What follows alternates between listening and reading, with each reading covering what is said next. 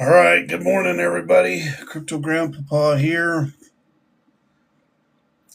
Haven't done a live in a while. Um, Things have just been going down. I've had a lot of my followers, um, I want to say complaining, but it's not really complaining, just expressing their concerns that the bull run is over. And I wanted to come in here and show you guys that I don't think we're even close to being over yet. And the reason why, we're not going to be over until we break this 50% level right here. Let me make this screen bigger so you guys can see it better. Okay, currently we're up here. We're just above this 382 level. Okay, we got to make it all the way down to this 50% level, and then we have to break through it and then retest it to confirm that we're in a downtrend. Okay, this is Bitcoin on the weekly time frame. Okay, as you can see, we're obviously in a downtrend. We were in an uptrend here, then it went down a little bit, and now we're in a steeper downtrend. Now I believe wholeheartedly that on the IMACD it's got to make it all the way down here to this midline, right? And the stochastics all the way down here in the bottom in oversold territory. Okay, so it's probably going to run sideways for a while this IMACD comes down. And do I believe that we will come down to this $75,000 level? Yes, I think there's a good chance that we could make it down to 75,000. But we have to break through that 50% level, then come back and up and retest it, and then start going down again before we can sit there and actually say that we are in a downtrend, that the bull run is over. So the bull run's not over yet. I mean, is it looking like it could be over? Yes. That's why everybody's scared and everybody's selling. But me being a trader that's been doing this for 5-6 years now, I know how to do some of these charts and use these indicators to my advantage. And right now, it's looking like we're going down, but we still have not broke through the 50% level, and we have not retested it.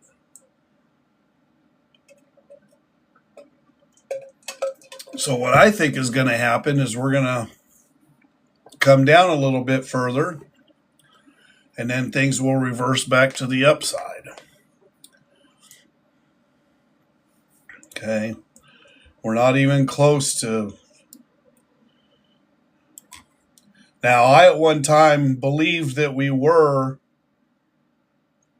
that the bull run was over, and the reason why, and I'll show you here in a minute on Dogecoin, there's a very, very stark similarity to what has happened to Dogecoin. And if I compare it to the last bull run, here, let me show you what I'm talking about. So let's look at Dogecoin on the daily time frame. Okay. Here's the bull run up for Dogecoin. Okay, it actually kind of started way back here, but what we're going to look at and focus on right now is this. Okay, so if I go, let me go scroll all the way back here to the last bull run. Okay, if I minimize this down quite a bit. Okay, so I'm going to take a bar measuring tool here, and I'm going to start right there and measure it all the way to about right there. And I'm going to move this over to where we're at now.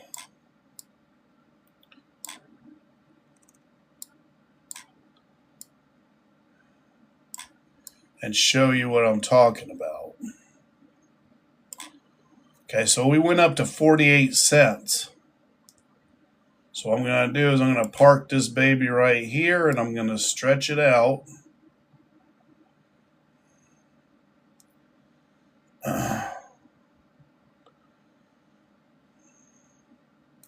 Well, as best as I can anyway.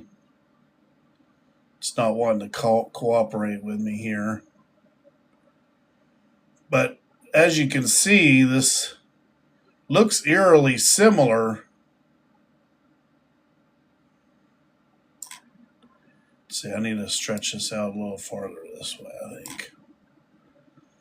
It looks eerily similar to what the bull run currently did, right? You can see some similarities. I'm going to stretch this out a little bit further back this way. Oh, wrong one. I'm going to stretch this out to here. And then stretch this out over to here. Do you see a little bit of a similarity here?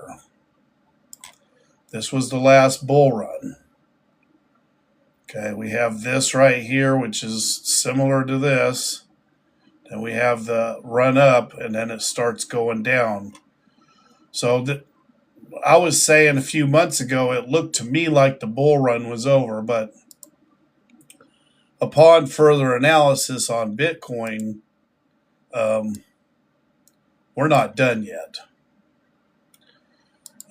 Not until we go down here to this 50% level, pass through it, come back and retest it several times, and then start going downward into a down direction. So, I don't know where some of these other people are getting their information.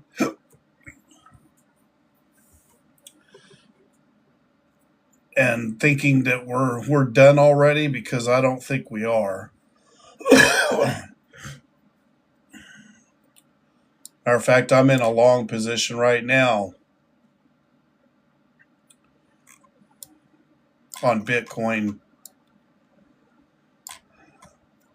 Stochastic's down here in the bottom. It's time to buy. So I went ahead and got in. And this may go a little sideways for a bit, but it's going to go up. So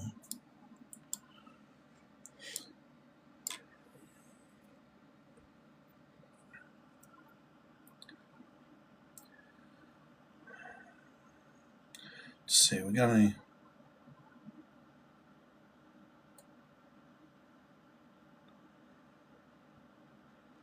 Yeah, I've been hoping for an altcoin season too. You guys keep tapping likes, please.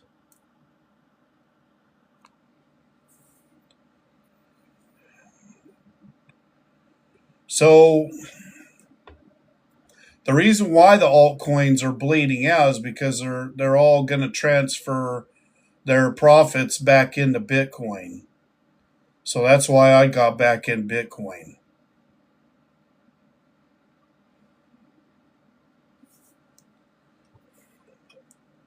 It's a very vicious cycle, guys.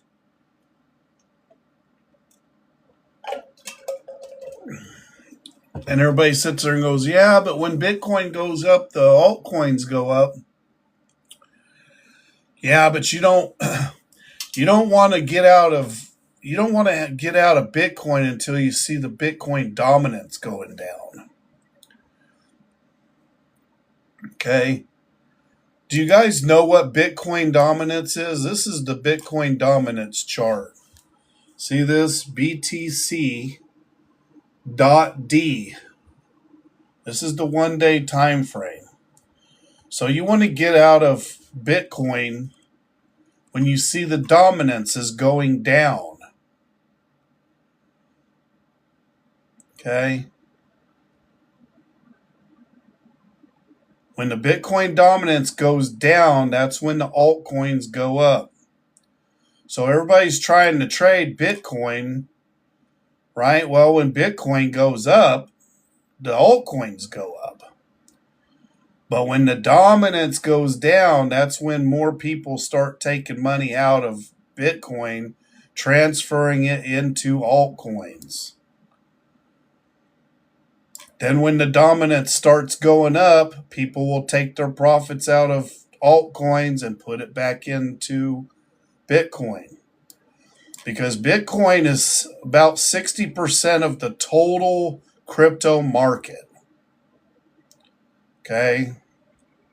50% would be equal with the rest of the market, but it's not equal. It's 60%. So it's the dominant cryptocurrency over all the rest of the crypto.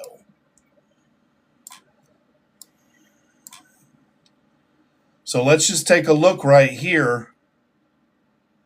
This is June 26th. It started going down. And it started going back up again about September 19th. So June 26th to September 19th. Now let's go look at the same on Bitcoin.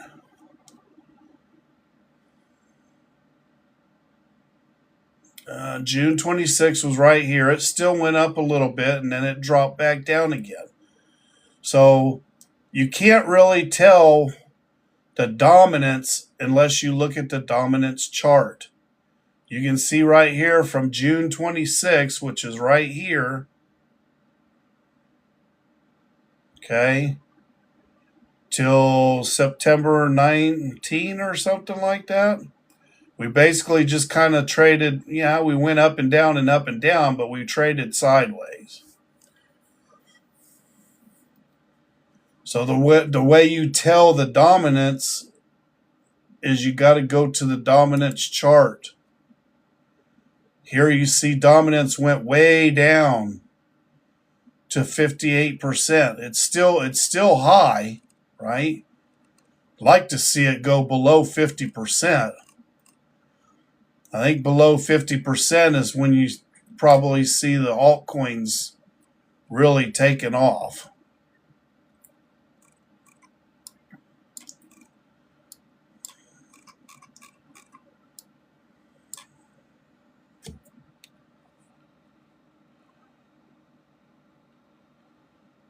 Yeah, I'd like to see an altcoin season too, but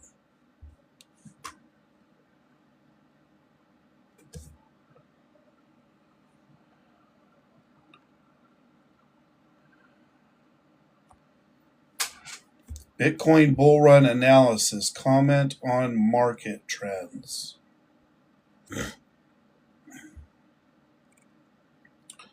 I'm not sure what you're talking about.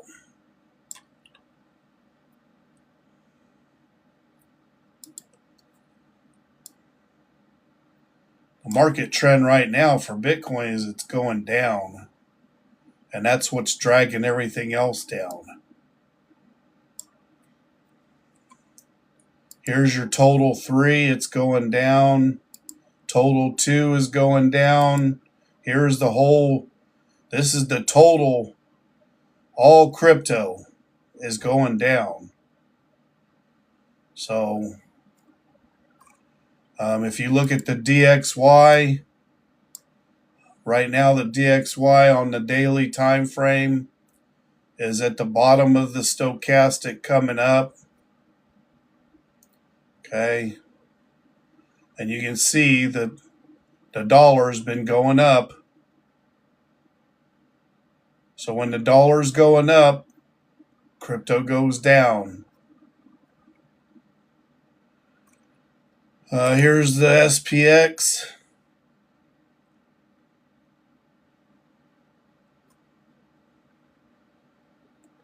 S&P 500. It's been going up for quite a while. Now it's just kind of running sideways and going down. NASDAQ, Dow Jones, everything's going down right now. So, I mean, I don't know what to tell you guys. That's why I said that's why I haven't been doing a live in a while, because everything's just kind of bleeding out. But like I said, the bull run's not done yet. Like I said, we still got to pass down. We got to get to this 50% level, pass through it, and then retest it before we can say that the bull run's over. Is it looking good right now? No, it's not. Everything's just kind of bleeding out. Welcome to the live, everybody. Please keep tapping the likes. Yeah, but like I said, I originally I thought that we were done with the bull run when because I trade Dogecoin most of all,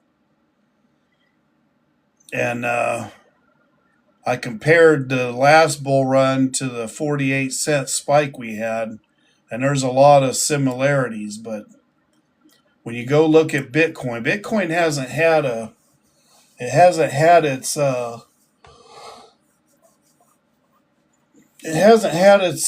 big spike to the upside yet. I mean, it's been slowly going up, but we haven't had our grand finale yet. At least I don't believe so.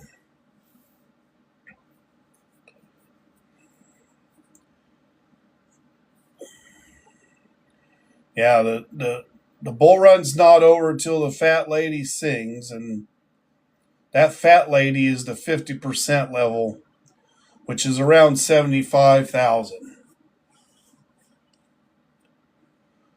Right now we're bouncing off of this 87 to 90,000 range.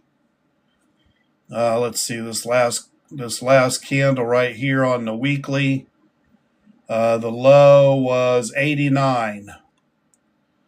Okay, we haven't even broke through the 38% level yet. So for us to bleed out, it's got to pass through there and retest it. Okay, then it's got to drop down to the 50% level, pass through it, retest it, and that's just what it does. I mean, you can see each of these lines has a level that it represents. Okay, it was 50% was support here, resistance here. Down here's the 618, and looks like that 618 is pretty wishy-washy and easy to pass through, but it held an area right here. It held this area right here for a while.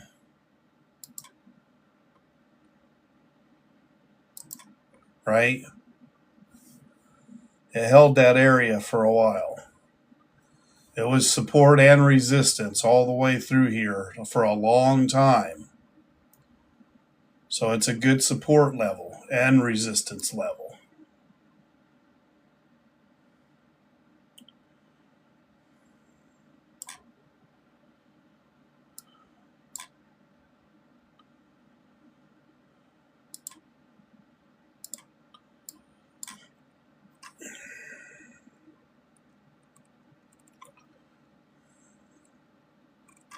Anyway, I just wanted to come in here and squash some of your fears.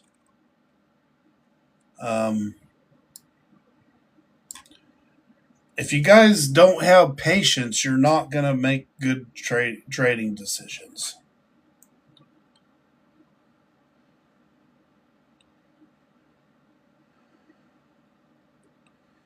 Bitcoin dominance chart analysis. Ask about altcoins.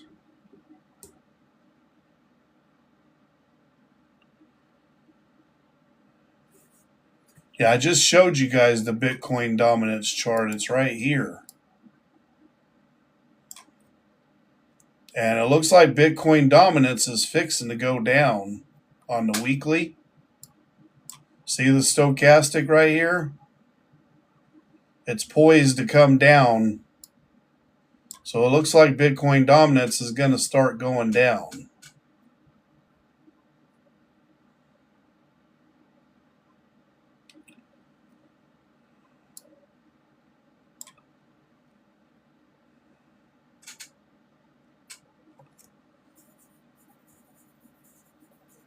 And what happens when Bitcoin dominance goes down?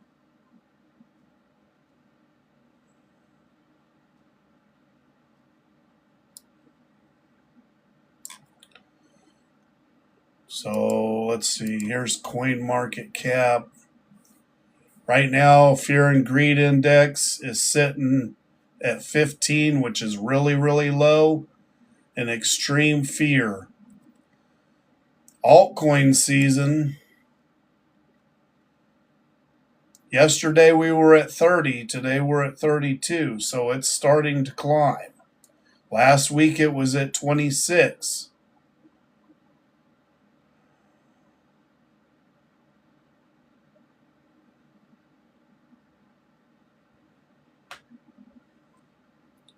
Altcoin season. What the last altcoin season was back in December. Altcoin went up to the altcoin season index went up to 87. We're sitting at 32 right now. I know that because if you go to coin market cap, okay, here's the main page. And if you go to your altcoin season indicator right here, it's 32 out of 100. If you click on that, it brings up another page with a little bit more data for you. We're sitting at 32 out of 100. Last week it was sitting at 26. Okay. Last month, 24.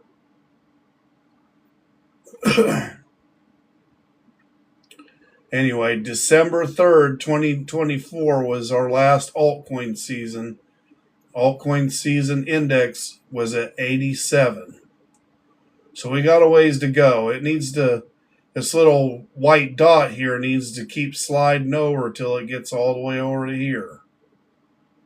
Into the alt. We actually passed through this here about a month or two ago, but we came up in here about 60 or 70%. Okay. And then it dropped back down again. So, and then the market started dumping because the dominance went back up.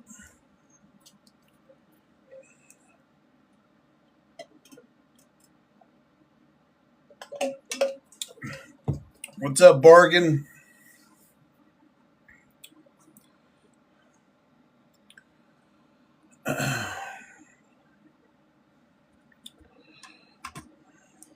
You guys share the live.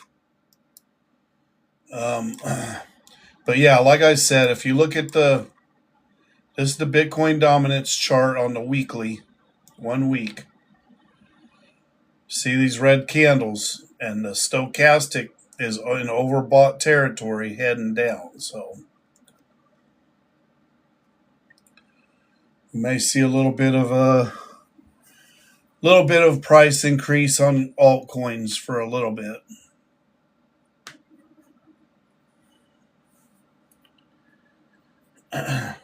I'm doing pretty good, Bargain.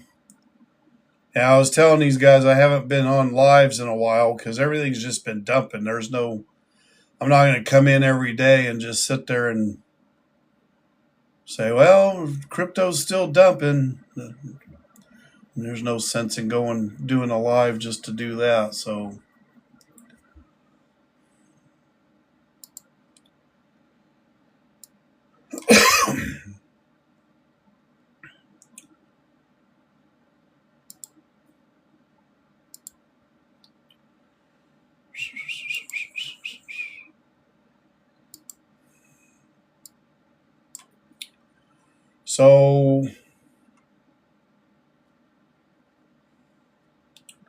I'm going to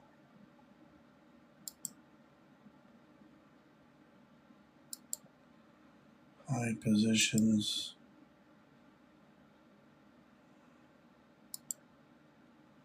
Hide drawings. All right, so today I'm going to talk a little bit about my indicators for everybody, all you new people. So I basically use 3 indicators. I have 3 different boxes. I have a small box down here in the bottom that separates where this yellow line is. Then I have a middle box. There's another yellow line here separating the middle box from the top box. Up here in the top box, I have what's called the IMACD. As Calvin Hill would call it, it's a bespoke IMACD because I've modified it to make it look the way it looks. So if you go to your indicators and look it up and put it on your chart, it's not going to look anything like this. You have to go in and modify it to make it look like this. And I have a video posted to my TikTok profile page that's pinned to the top. There's a video that shows you how to look up all 3 of these indicators that I use, how to put them on your chart, and how to modify them to look like mine. Okay, in the middle box here we have, normally you just have your candlesticks. Okay, so your middle box will just look like this. It's going to have these candlesticks, green and red ones, go up and down. Okay, I have what's called EMA ribbons. Each one of these ribbons is a different time frame. Okay, so they fluctuate with the market. When that yellow ribbon starts going up through all these, you're in an uptrend. You're not truly in an uptrend till it passes all the way through past the red ribbon. Okay, and then vice versa. When it's on top, like over here, let me show you. When it gets on top of all the ribbons, you're in an uptrend. You can obviously see that uptrend. When it starts twisting and passing back through all the ribbons to the bottom, you're officially in a downtrend. These ribbons don't never lie to you. Okay, as long as that yellow ribbon's on top, you're still in an uptrend. When it's on the bottom, you're still in a downtrend. Sometimes there's a long transition period for it to get to the bottom. A lot of times it's really quick. Like right here, it all consolidated and then boom, all of a sudden there's a lot of profit to be made when it does that. Okay. When it slowly transitions back into a downtrend, that's when you start, it's hard to make money. Let's put it that way. Like here, you had a big, huge spike to the downside. And there's no way you were going to catch that. Okay. And if you waited until this yellow ribbon passed all the way through the red, you already lost a lot of money. Okay. Could have took a short here and rode it down and made profits from here on down, but it would have been nice to make it from here down. Okay, and you can still do that by following your stochastic. That's the next indicator that I use down here in the bottom box. Okay. Stochastic, the way it works is this is what's called oversold. Up here, the top of this box is overbought. So when it gets oversold, that's when you want to buy it. Okay. When it gets up here in overbought territory, or when it crosses back below that yellow line, It's time to sell it. So white line crosses above the yellow, buy. White line crosses below the yellow, sell. Okay. You want to try to time your tops and bottoms as best as you can. I mean, here it crossed below. Here it crossed below. Sell what profits you made off of this going up. Okay, wait for it to get down here, pass above the yellow and buy in again. There's more profit. Sometimes the profit is more than other times, so you got to play the game. I'm not a financial advisor. I do know how to use these indicators. I'm not going to tell you to go buy any certain stocks or what price to buy it or what price to sell it.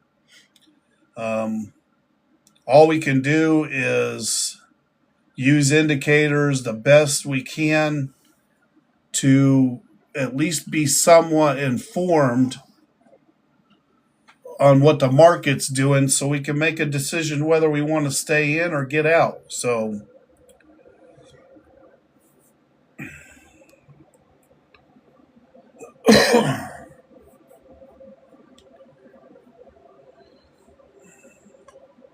what is Amex?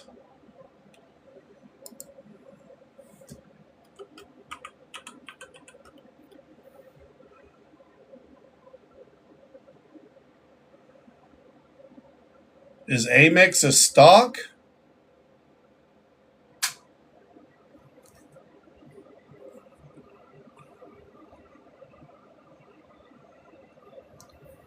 User? It looks to me that Amex is a stock. Atomic Medical.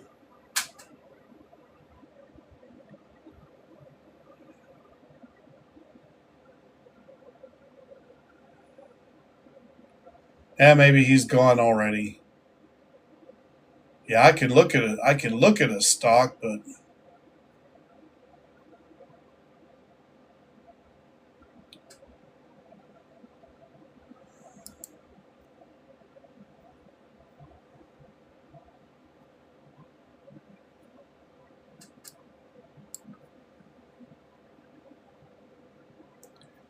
yeah, Amex on the 4-hour chart looks like it opened high today.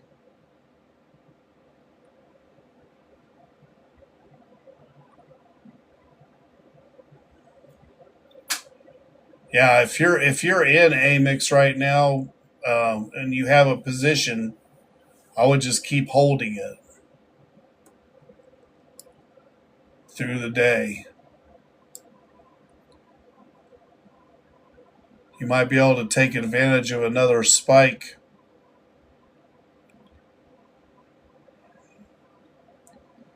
Yeah, it looks like you're in pre-market right now, so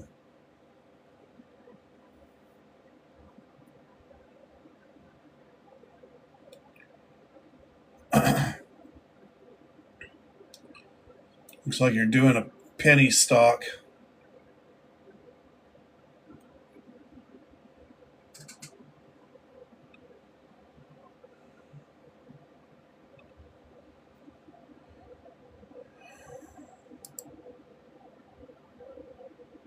Ooh-wee.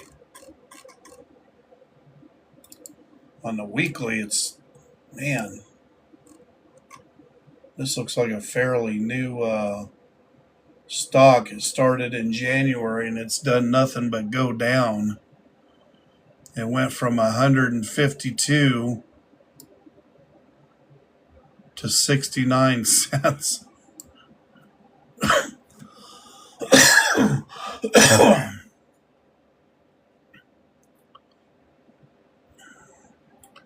Now let's see, what does the daily look like on it?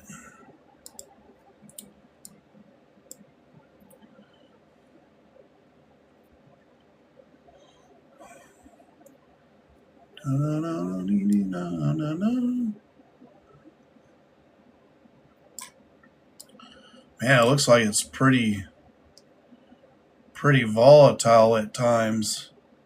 Low $1.28. High 240. Yeah, that's like a double your money in one day. Here's another one. Low $1.70. High almost $1. Yeah. It's quite interesting. Yeah, I would just hold on to it. You're down in the bottom on the daily time frame. You're in the bottom of the stochastic, and it's trying to go up. I just hang on to it today. Wait for it to spike back up on this candle and then sell it, because it looks like it doesn't stay there for very long. I see a lot of those big spike ups and then they go down, but you guys don't have a whole lot of. Well, let's see, that candle. Yeah, that was only 244,000.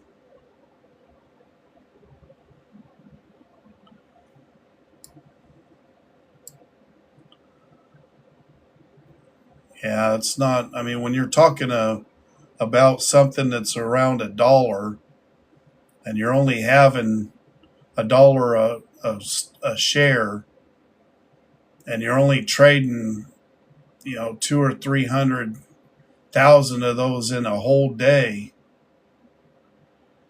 it's not a lot of money to be made there. You're going to have a hard time getting people to buy what you're ready to sell. If you're only doing like maybe $20 at a time, you're better off because you can double your money. Turn $20 into 40. You need this volume to be in the millions.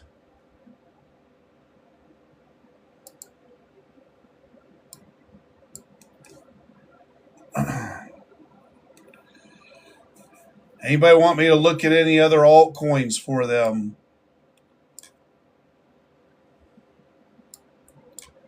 I'm just spitting facts for you guys. Keep hitting the likes. I showed you guys on the Bitcoin chart. The bull run's not really officially over yet.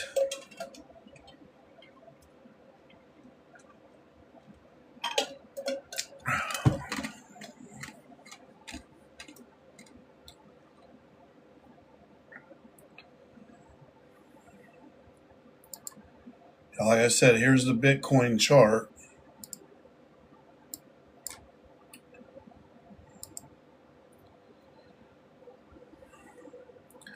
We're currently sitting. Okay, I have a trend line that's drawn on here too. If I really scrunch this up so you guys can see it.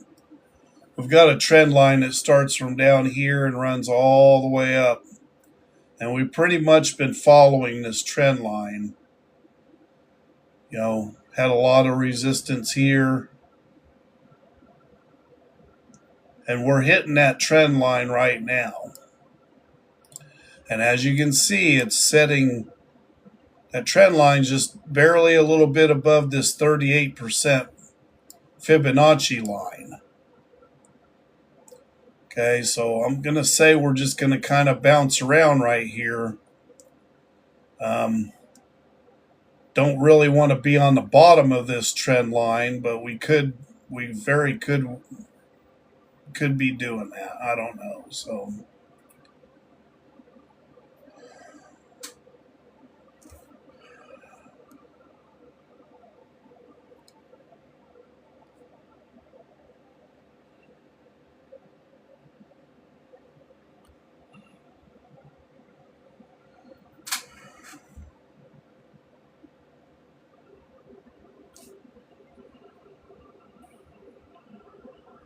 what is this AI?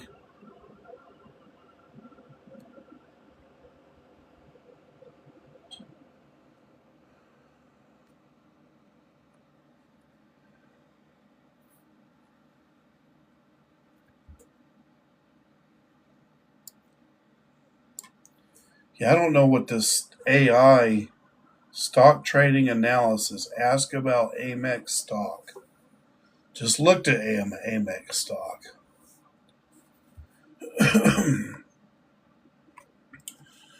Anyway, we have to pass through this 50% level and retest it and then continue to go down before we can actually say that the bull run's over.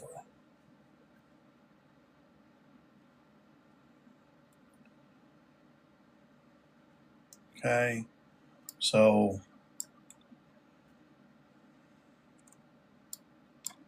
just the name of the game.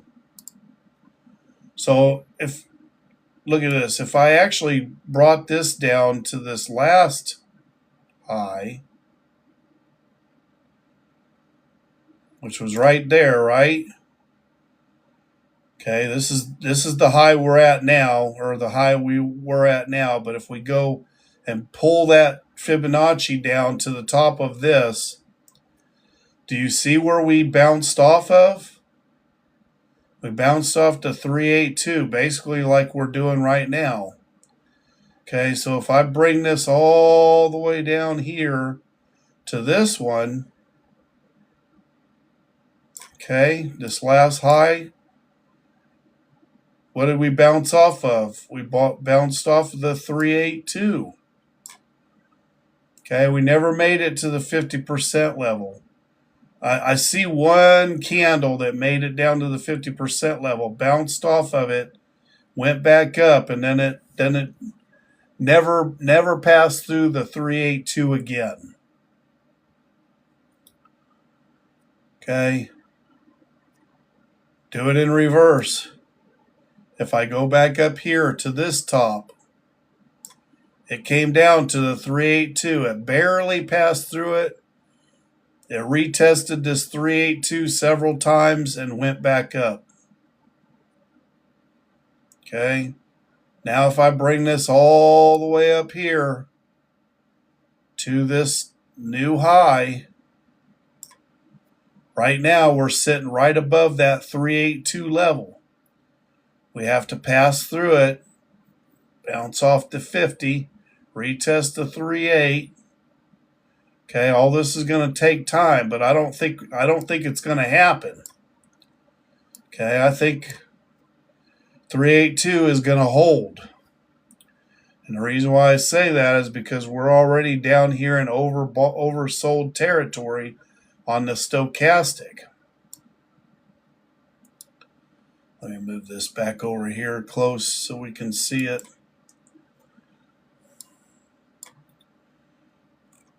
So I can stretch this all out.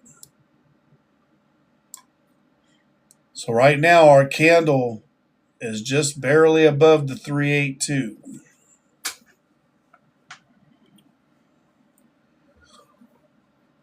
We're still bullish.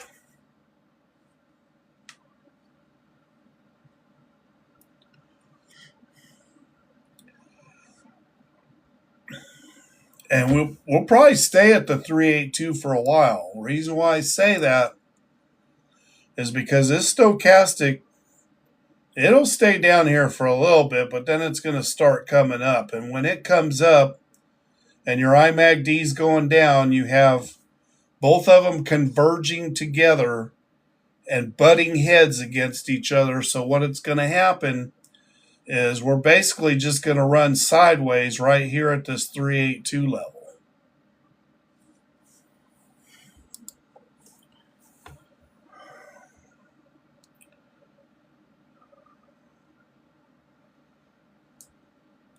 But anyway, that 382 level is sitting at 87,000.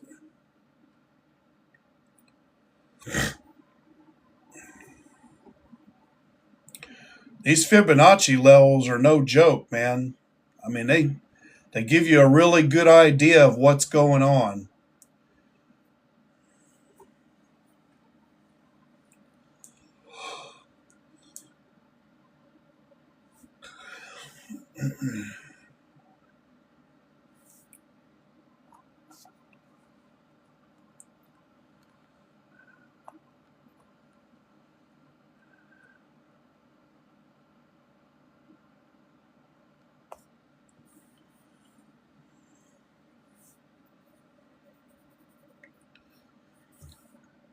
Anyway, I'm so confident that it's going to go up.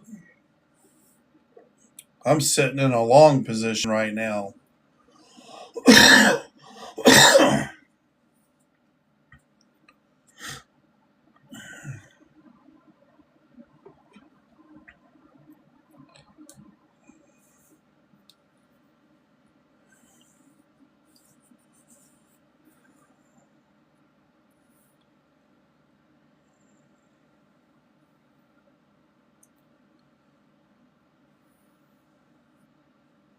Anyway, you guys, thank you for the likes. Thank you for the shares. Share the live with your friends.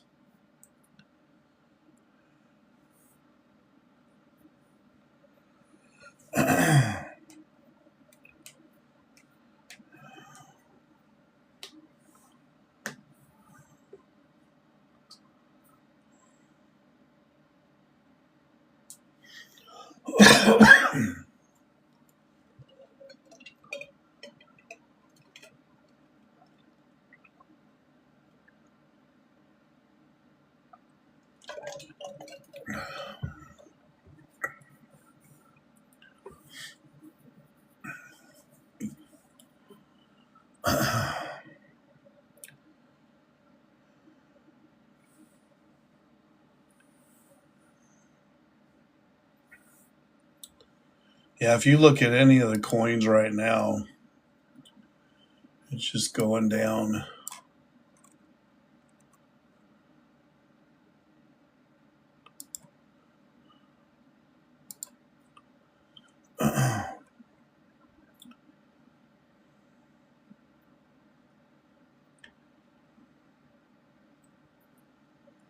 Let's see, what's Shiba Inu? I don't know. I'm kind of disappointed in Shiba Inu. I thought Shiba Inu was going to do great things.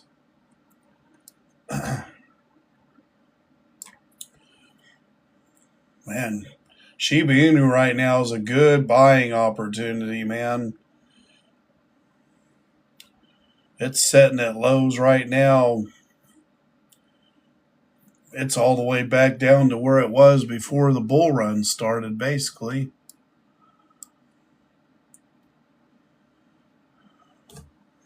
It's just barely above what it was in the lowest it's been since last bull run is 5 zeros and a 5, and right now we're sitting at 5 zeros and an 8. And right now the stochastic on the weekly time frame is all the way down in oversold, severely oversold territory.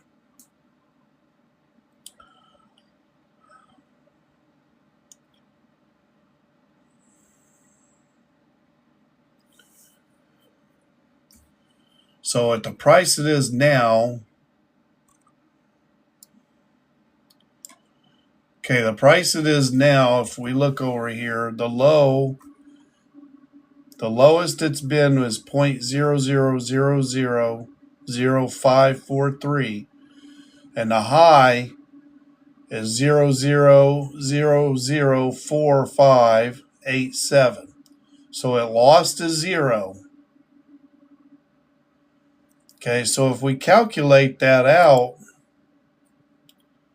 let me get my just say you invested 3,000 in SHIB. We're going to divide it by the 5 zeros and then 543 divided by 0.0000543. Okay, that gives you 552,486,187 coins. And then if you got lucky enough to sell it at the top, which was 4 zeros and a 4567, so now we'll multiply that by 0.000457. Yeah, you could have turned just this little push $3,000 into $25,000. Okay. And right now you're sitting at 0.000000877, which is just a little bit higher than the lowest it's been so far. You're sitting at the bottom of the stochastic. Okay. I would wait for this to start coming back up because it may not be fully at the bottom yet. You want that white line to cross above the yellow. Okay, you see it down here? You want that white line to cross above the yellow to go up. And I would just wait a little bit for it to start going up. And then buy in. And ride that baby all the way up to the top and see where it takes you.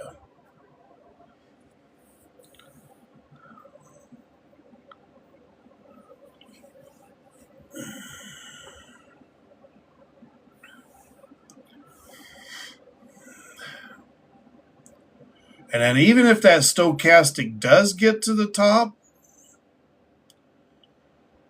I probably still wouldn't sell it. And the reason why I say that is because in order for it to do that, this white line on the IMACD is going to have to cross back above the yellow, come up here to this midline. I'd be waiting to watch and see if this continues up. Okay. Once this white line gets up here to the midline and starts running sideways, I might think about selling it. I would just have to know exactly where we're at as far as the stochastic. But if that white line comes off of this midline up in this area above it, you're going to continue to go up. So if you hold your position, you're going to make more profits, right? Or you could sell at the midline and buy back in. But when you buy back in at this level, your profits are not going to be nearly as great as if you held it when you bought it way down here, if that makes any sense.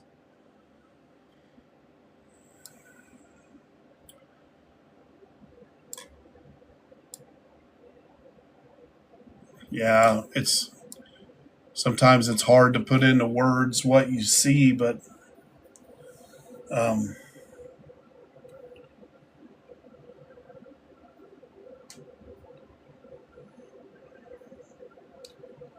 Ben, you're wrong. The top is not 100% in. I don't know where you're getting that information from, but I've been showing everybody all morning on Doge or on Bitcoin. The top is not in yet.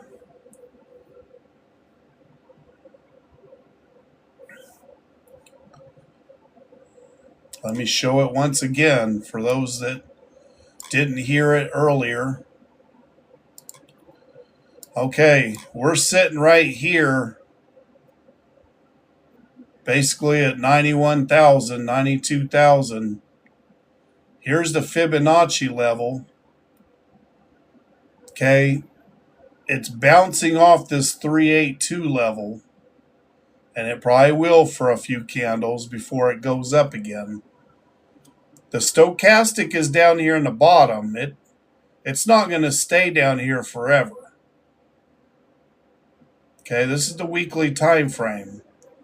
It's going to come back up, and it's going to come back up hard.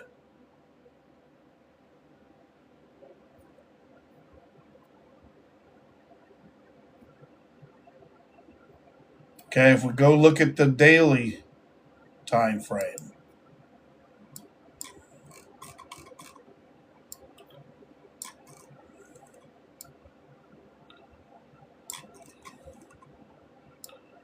Yeah, I don't know why you guys keep telling everybody that the top is in.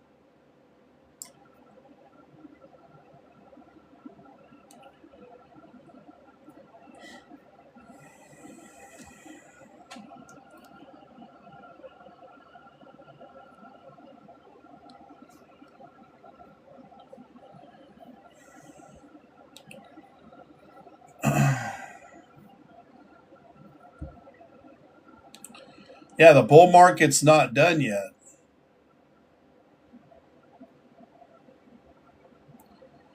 I don't know why everybody keeps saying the bull run's over. The bull market's done. It's not done yet. We haven't even passed through the 38% level yet. And I showed everybody on the weekly time frame.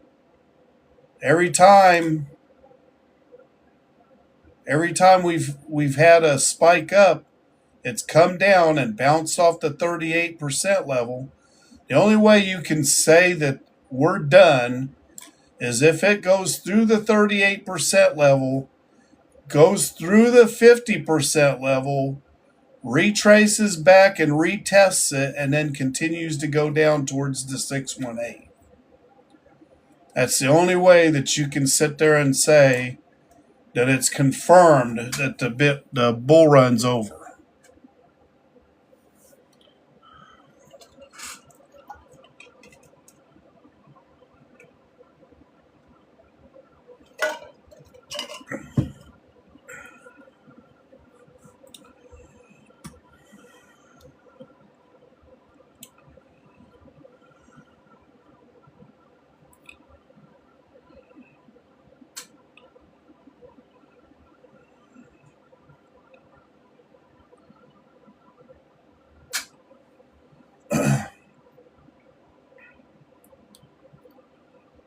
Yeah, all the gurus talking shit. Yeah, exactly.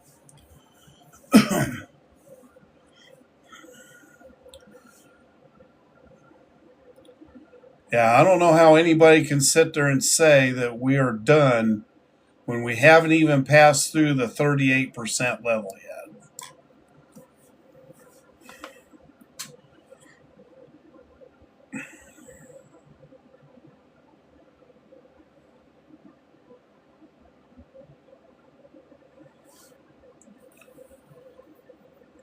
I mean, that's just crazy. It's crazy to me.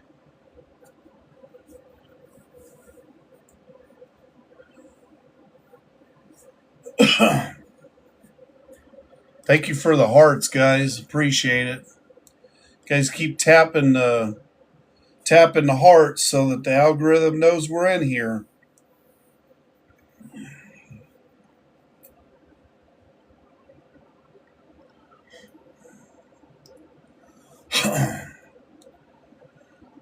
Yeah, I'm in a trade right now for Bitcoin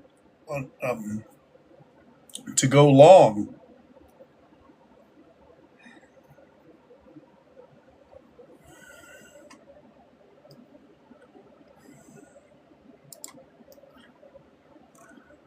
Look at this. Here, Bitcoin's been trading in this downward trend channel. Stochastic's going up, right? So I took a trade on this red candle right here is where I put my trade in. I was kind of at the top of it because I knew we were reversing to go back up. So, and we have to go swing around. I want to see this white line go above the yellow line. So we're just gonna have to wait and see how that plays out today.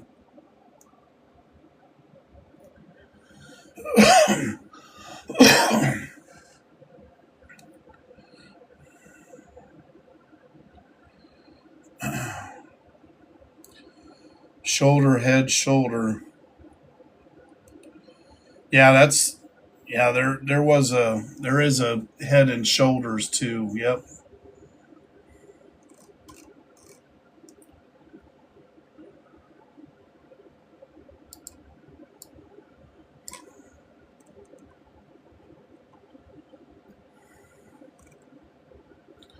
But anyway, I'm in a live trade to go up. It's going to play out through the day, so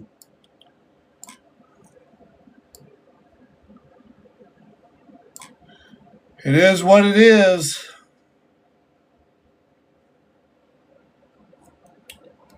USD dominance is bullish. Talking about Bitcoin dominance is bullish. Yeah, it's starting to go. Yeah, Bitcoin dominance is starting to pick up right now.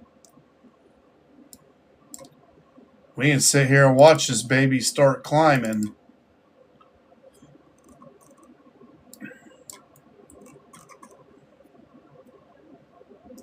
And as Bitcoin dominance climbs, Bitcoin will go up. It just means that people are taking their profits out of their altcoins and throwing them right back into Bitcoin again. I need to remind everybody I'm not a financial advisor. I'm not going to tell you to go buy any. I mean, I'll do trades myself while I'm online. So I use TradingView to watch my crypto, but I actually do all my real trading on my phone because I use Robinhood. So a lot of people don't like Robinhood, but Robinhood is just as bad or just as good as any of the other trading platforms. So Robinhood doesn't charge trading fees for trading crypto. They do make money off of their spread, but so do all the other platforms. All the other platforms charge you money. You pay money through the spread and you have a fee for each trade. Robinhood does not have a fee for trading crypto. All you pay is the spread. And what I mean by that is say I want to sell Dogecoin at 20 cents, it will go a little bit above 20 cents before it actually sells it for me. They want to make sure that it's I'm getting my 20 cents and are making a little bit of money. And they do the same thing when you buy. Say I want to buy it at 15 cents. Okay, it'll go a little bit below 15 cents before it actually buys it for me. Okay, and then all the other platforms on top of the spread, they charge you a fee, and Robinhood does not do that. I think them making money off my spread is good enough. I don't know why they need to charge you guys a fee for every buy and every set. To me, that's ridiculous.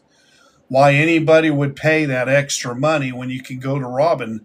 I know Robinhood doesn't have all the latest little fucking trash coins. You know, Robinhood only has about 20 coins, but they're all pretty well known coins. So you've got Bitcoin, you got Ethereum, Bitcoin Cash, you got Dogecoin, you got Shiba Inu, you got Pepe.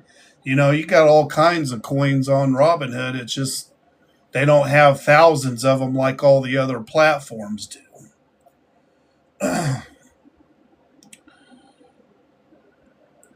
Hey, what's up, Journeyman? Glad to see you could make it in. Yeah, Journeyman, don't worry about it, man. You got to have patience. You got to wait. You have to wait. You got to have patience, my brother. If you don't have patience, you're not going to be able to trade, man. I'm telling you, you're going to get too emotional. It's like I told you many times in my old lives. Sometimes you buy and it might be 2 months before you get to sell it. It just depends on the volume of the market. How many people are selling and what's going on at the time. Anyway, dominance is starting to go up. That makes Bitcoin go up.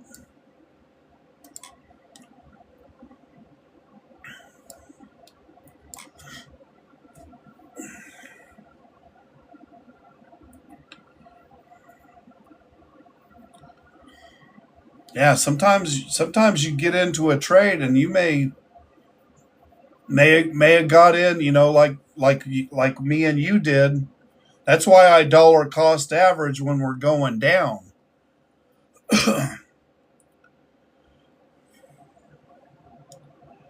Sometimes you get in and it's not actually the bottom and it'll go down some more, and that's where you need a dollar cost average in again. Don't never put all your money in on just one trade.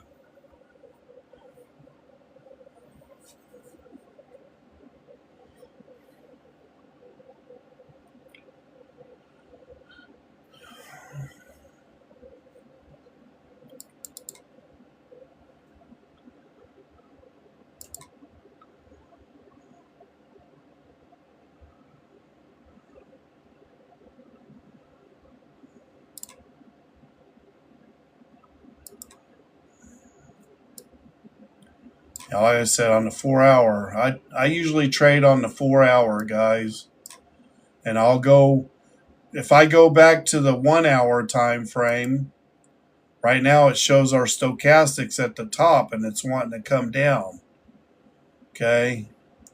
But I know that it's the IMACD is already crossed above the yellow on the 1 hour time frame, so it's going to start heading up. Even if this stochastic comes crashing down, all it's going to do is cause this to go sideways and up. Okay. So on the 4 hour, it's gonna fluctuate up and down, up and down, up and down until that 1 hour finally gets to the bottom of the stochastic and starts coming up just like it is right here. Okay. Let me show you. I'll compare them. To you guys. So here's the 4 hour stochastic is coming up. Now I'm going to switch to the 1 hour. You're going to see a difference. Here's the 1 hour. We're already up here at the top. We're up here in overbought territory. The longer it stays up here, the more it's going to climb up on the 4 hour time frame. Okay. But seeing that on the IMACD is already crossed above the yellow on this time frame, even if this comes all the way down here again, all it's going to do is cause the crypto to go sideways and still go up a little bit. Once this gets all the way down here into oversold territory, okay, and reverses, the white line goes above the yellow, reverses back up and starts climbing, then you're going to see on the 4 hour chart, you're going to see the candles really spike up to the upside.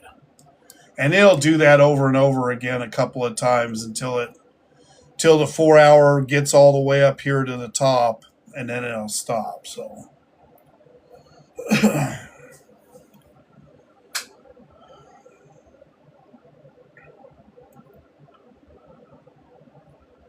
yeah, so Journeyman, did you purchase some more at the bottom where you're at now? Because that's what I did. You just keep dollar cost averaging in as it goes down.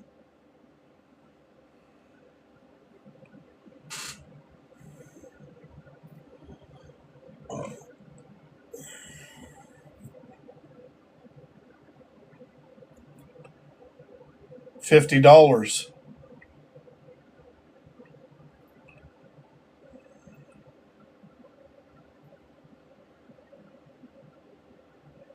Yeah, every time it goes a little bit lower, I just put another $50 in.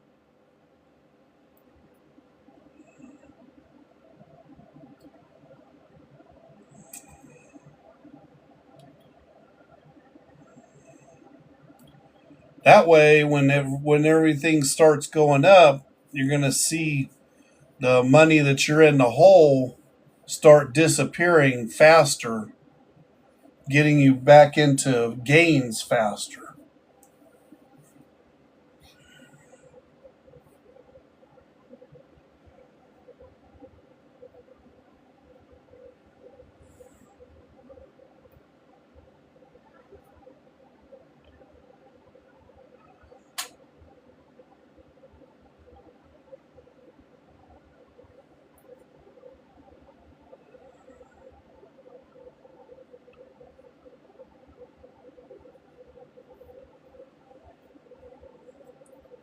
Yeah, if you got a little bit of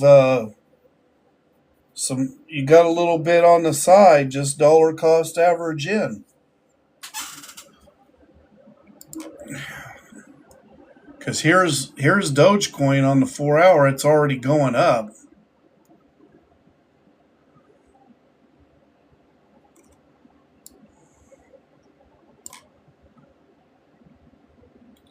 It's already got kind of a little bit of a kink in the line right here. So I'm going to say that it's going to top out right here and it's going to go down again. We're not going to be going up into an uptrend until this white line crosses above the yellow. Every time you can see it started going up, everybody's hopeful. Okay, doesn't make it, comes back down again. Okay, dips back down, stochastic goes up, pushes the IMACD up, gets to the yellow line, doesn't make it through it, stochastic goes down, white line goes down, another dip. When they're both going down at the same time, that's when you get your big spikes to the downside. Same thing holds true for the upside. If this white line doesn't cross through the yellow to the upside, then yes, you're going to go down again. I can already see a kink in the line on this white line. If I expand it, now, gosh darn it. There's already a kink right here where my mouse is, right here. If you look at it, you can see it.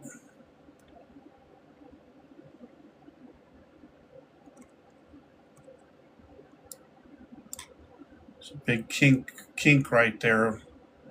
Means people are starting to lose interest.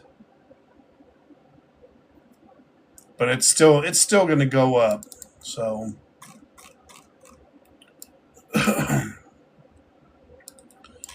but I'm going to say we're not going to pass through unless this IMACD, this white line has to cross above the yellow for us to be officially saying that we're going back into an uptrend.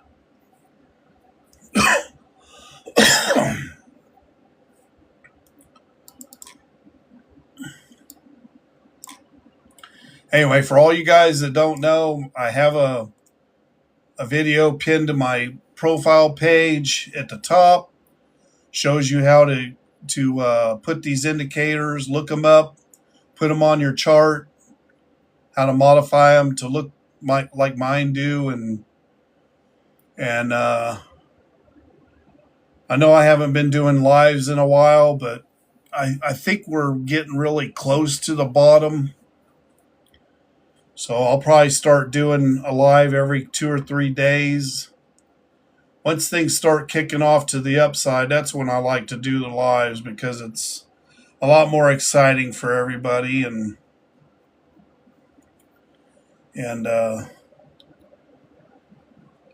come in and do some trading so I can show people. Sometimes the market just gets into this lull where everything just doesn't really do what you think it's going to do, and you can still make money. You can still do longs even when the price is going down, but you got to be able to time these right here.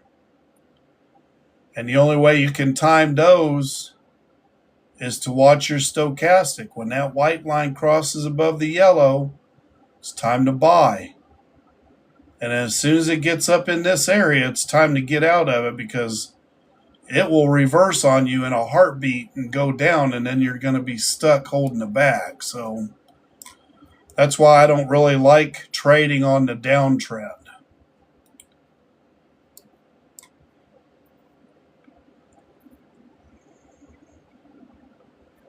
I would rather wait until I see that white line on the IMACD, like right here.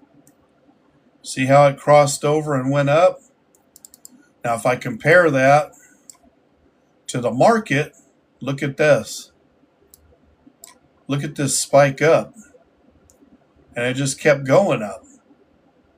And it got to the midline. And this is where I usually go ahead and get out. I usually get out when we tap out right here because you don't know if it's going to continue to go up or if it's going to go down. So it traveled sideways and then it went down. So you want to hold on to your profits, right? I usually get out when we get up here to the midline. Okay, it's a safe bet. Then if the white line starts coming up off of it to go up, I would then look and compare it to the stochastic. If we're down at the bottom in oversold territory on the stochastic, then I will buy in again and ride the next wave up because sometimes it makes some big ass spikes up. So I mean, if I compare, gosh darn it, man, why does it do that? If I compare, okay, the midline's right here. You see this big spike up here? Let me show you what I'm talking about. Okay, it traveled sideways on the midline and then it came up off of it, right? Okay, right here is where it started really taking off. So I would have waited till about right here. You would have lost out on all this area right here, but you could have bought in right about here and then rode that baby all the way up to the top.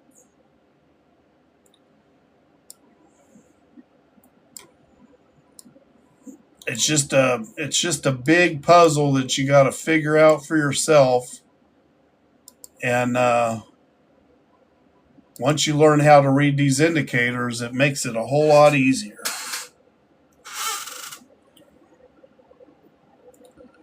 Guys, keep tapping the screen, please.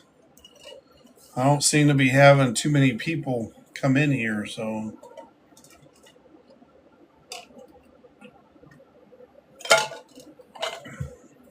I don't know. Maybe they're penalizing me a little bit for not doing a live in a long time. I don't know.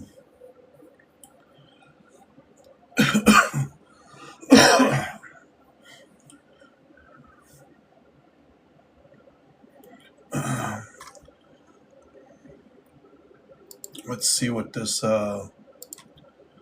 article says. Dogecoin breakdown or bottom. On-chain risk hits extreme value zone. Dogecoin is sitting on an inflection point where weakening market structure meets unusually compressed on-chain risk, according to new chart shared by Cryptoalica. Visual multiplier price channel.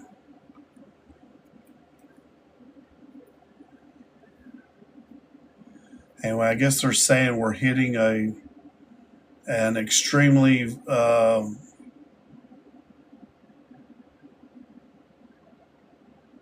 extreme value zone.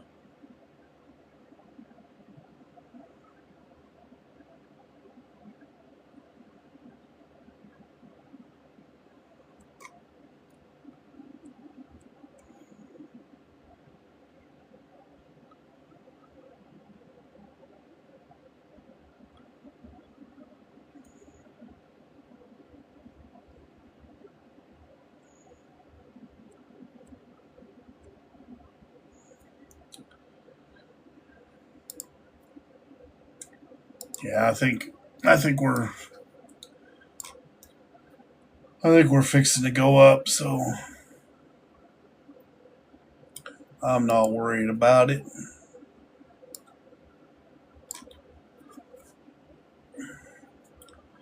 Let's see, Bitcoin on the hourly. I'm sure it's going down right now. Now we're just trading sideways.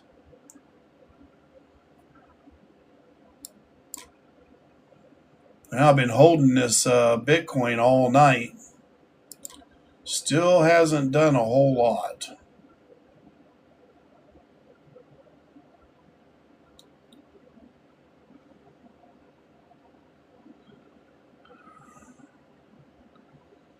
Yeah, I bought in on this green candle right here.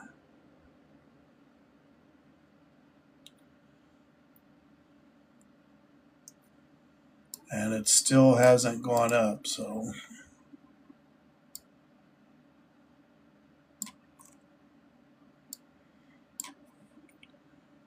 just gotta wait and hold on.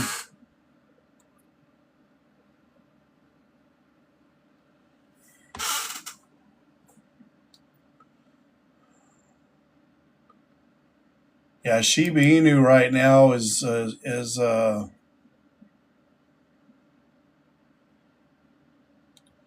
well, it was going up. It looks now like it's trying to reverse back down too. So, yeah,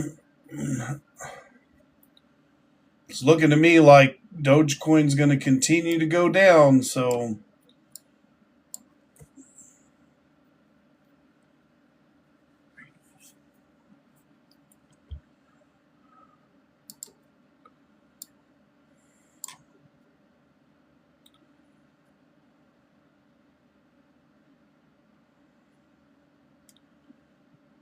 this damn thing may be doing like it did over here, just trading sideways. If it does that, I'm not gonna get much profit out of this at all. If it does this again, like right where we're at now. I mean, look, the stochastic was way down here and it went all the way up here and it didn't even go up at all. That's what I'm worried about happening here. Is it's trying to go up. It's just going to stay right here in this area until it meets up with these ribbons again and then take another dump to the downside.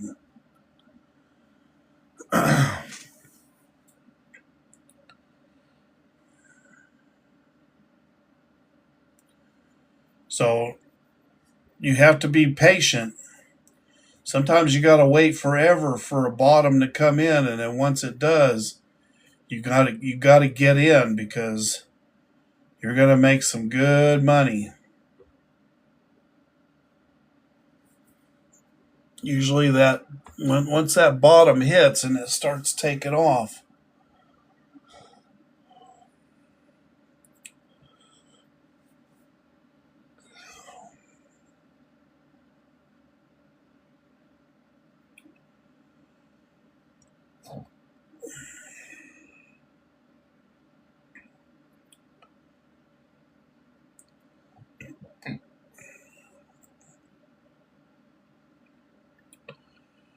Journeyman, you've been working?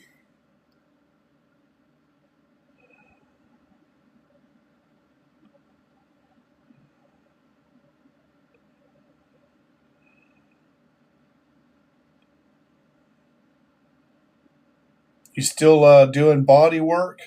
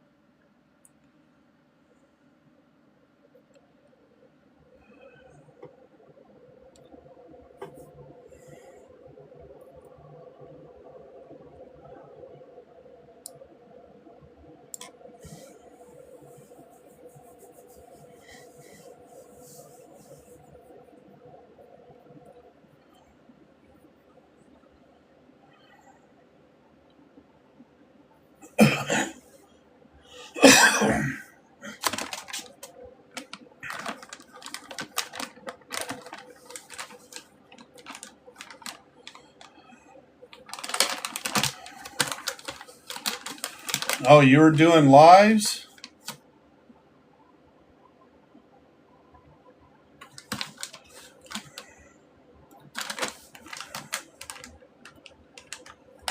No, I didn't see it.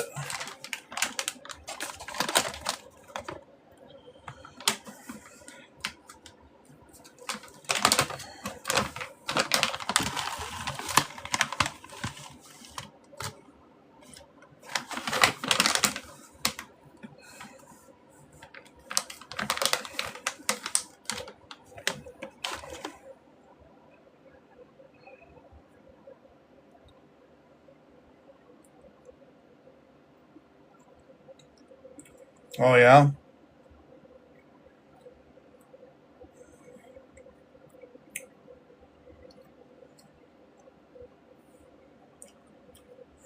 Who was the concert for?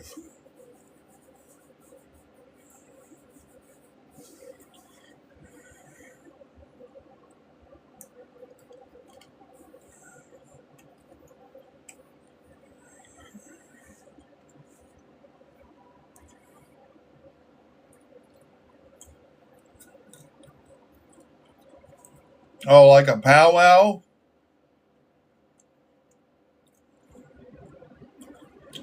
I've been to Indian powwows before. That's pretty fun.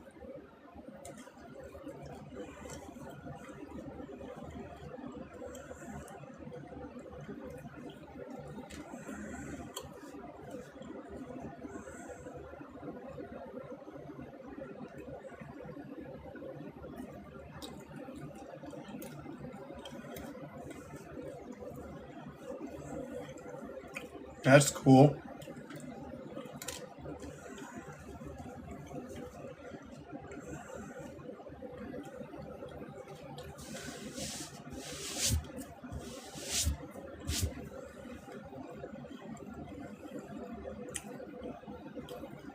They pay you pretty good to do that?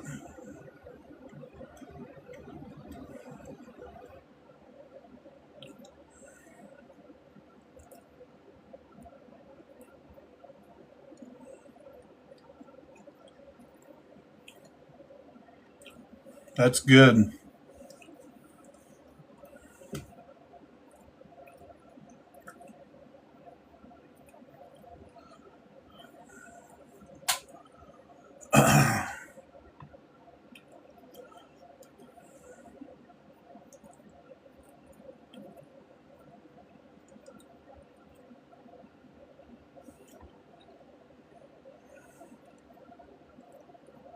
Uh-huh. Got travel. Yeah, it's okay.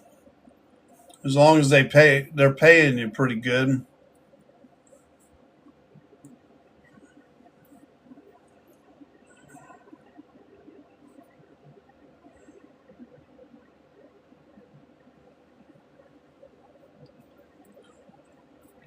How do you know how much to charge them?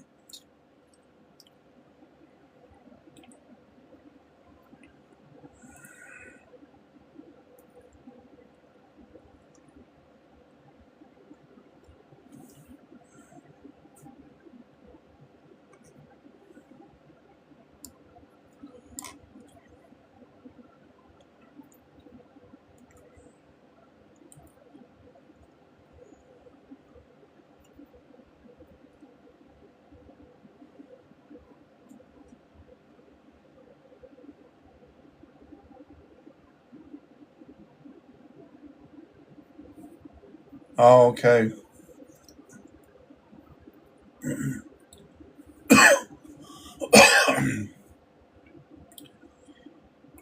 How much do you charge them an hour?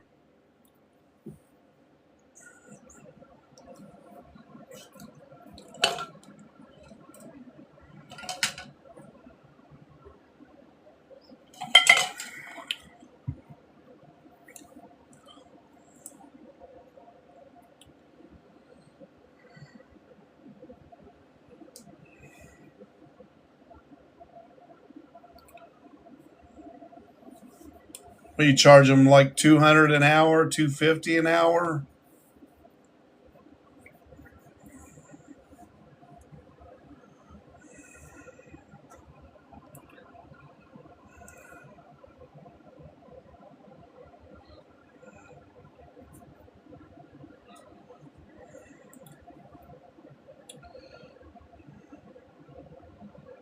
big money comes from the videos that they get.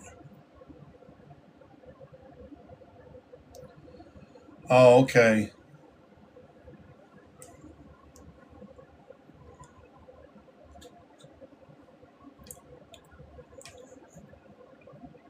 So you just send them the videos digitally through an email or something?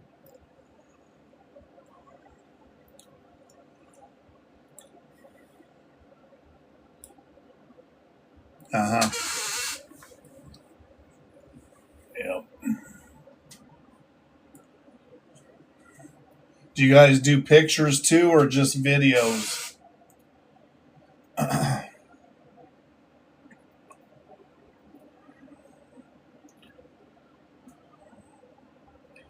Almost be worth it to have an extra guy there just taking pictures.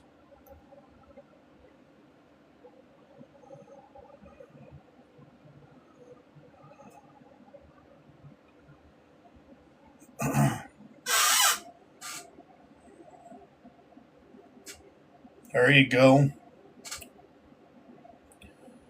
Yeah, I have a niece that she messes around with photography a lot.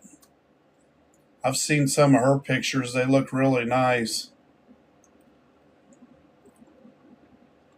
So was it like an Indian powwow where they're dancing in full Indian gear, or was it a party or what?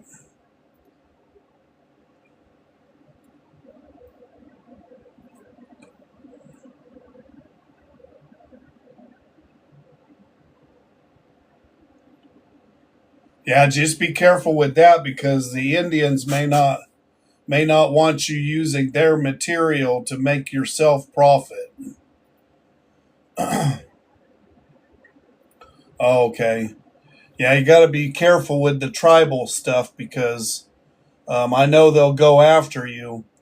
I have a brother-in-law that he makes authentic Indian jewelry, and it is actual true Indian jewelry, but he can't call it Indian jewelry because the Indians want a portion of his profits because he's calling it Indian jewelry. So he has to call it something else in order to be able to sell it. Yeah, you got to be really careful because the Indian nation, they'll come after you. And they've got the money for the lawyers, and there ain't no way you're going to win.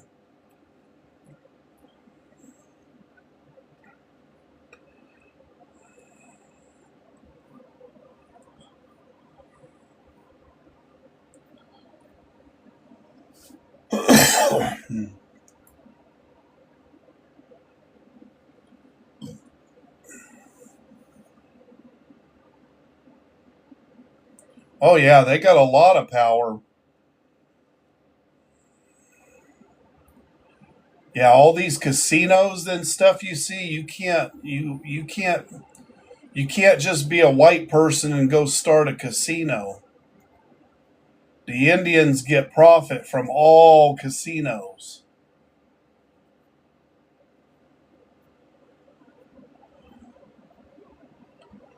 I don't know why that is, but it is a thing.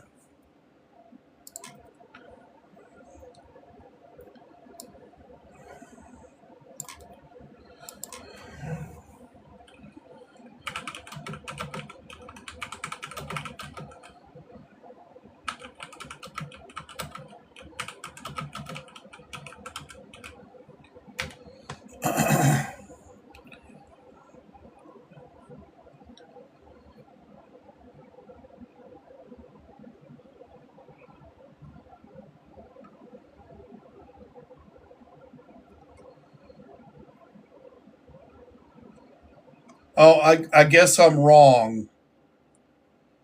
It says in the U.S., anyone can own a casino if they meet strict state licensing requirements. Native American tribes can also operate casinos on tribal land under federal law, but individual tribal members cannot personally own them.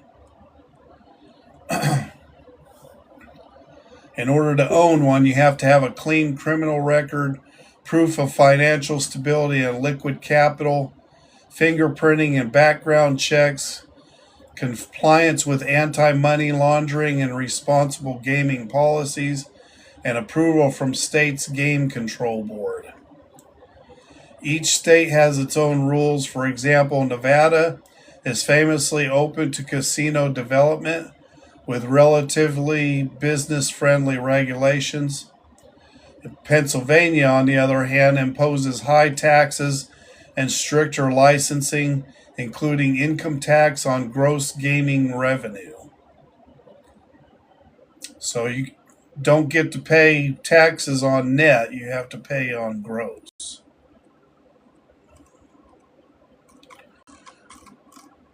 Everybody always told me that only Indians could own casinos, but I guess that's not true.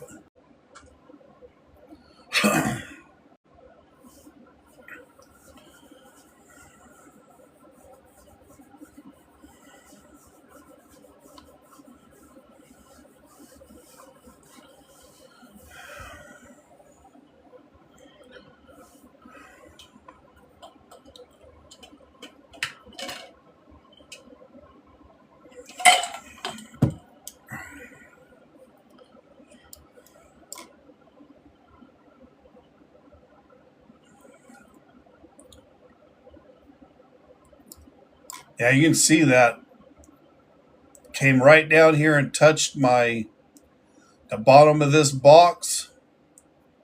Perfectly. Now it actually came out just barely outside of it, but it bounced off of it and went right back up into the box.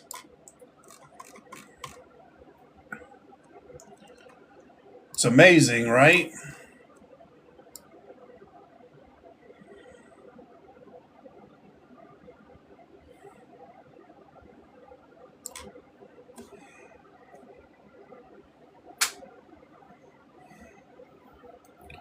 Yeah, we just got back from a cruise journey, man. I was in a casino on the ship.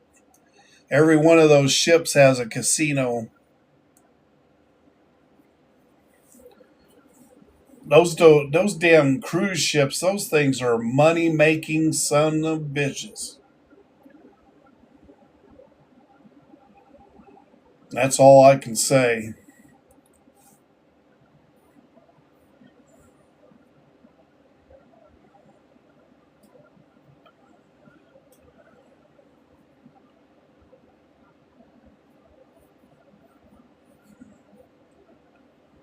I didn't waste very much money in the casino, though. I think I only spent $30.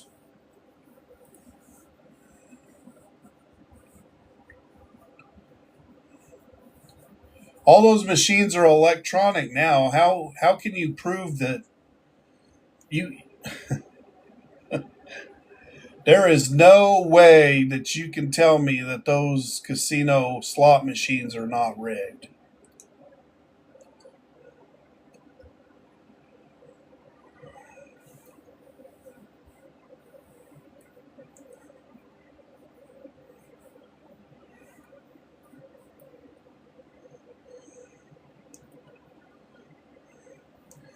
They're all electronic. All you do now is tap a button and it rolls. Like the slot machines are all digital. Yeah.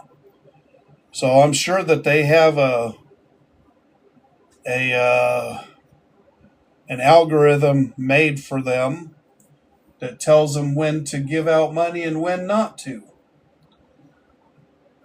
Can't give out money until we make so much profit. And people actually go play those.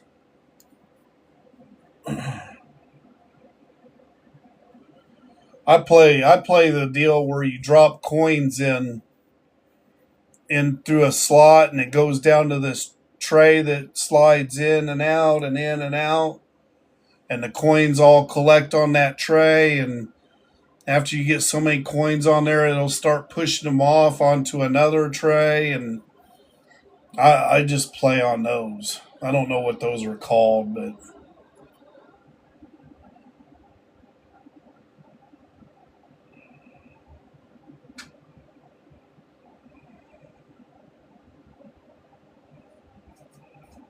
yeah, I don't like to go in and do gambling on those machines because I know they're rigged. There's no way you can tell me they're not.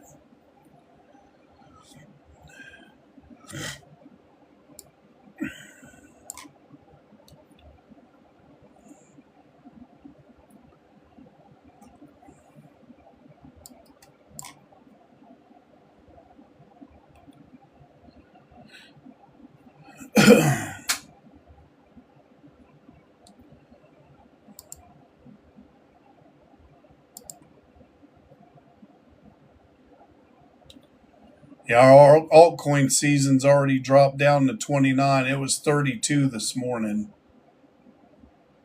Fear and greed is still 15.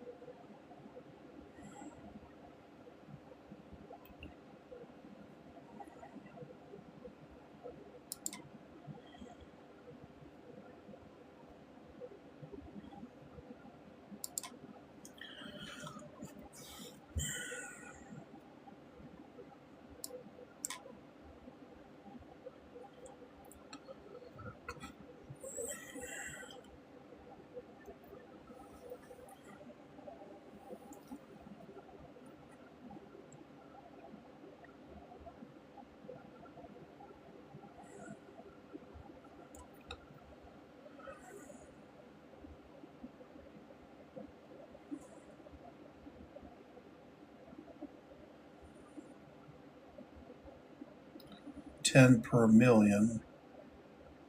So they bought, looks like El Salvador bought 1,000 Bitcoins.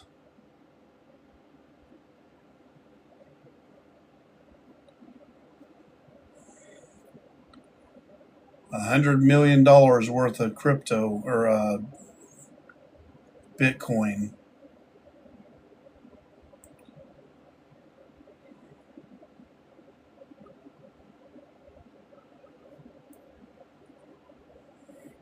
You today says Bitcoin will not enter a bear market.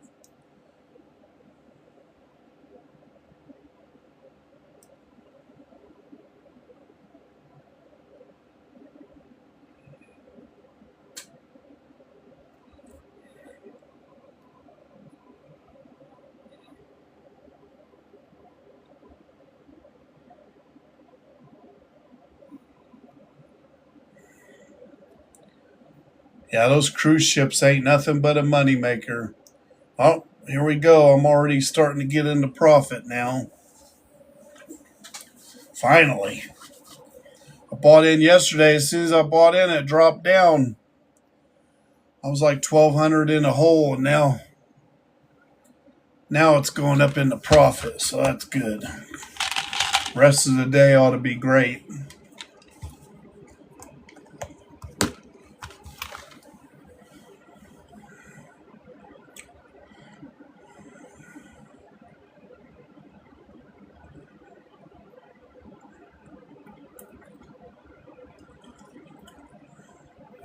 No, in this trade that I'm doing here on Bitcoin, paper trade,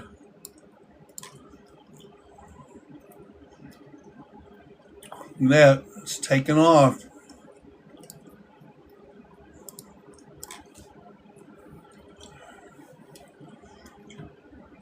No, on Dogecoin, I'm just going to keep dollar cost averaging in until it goes up.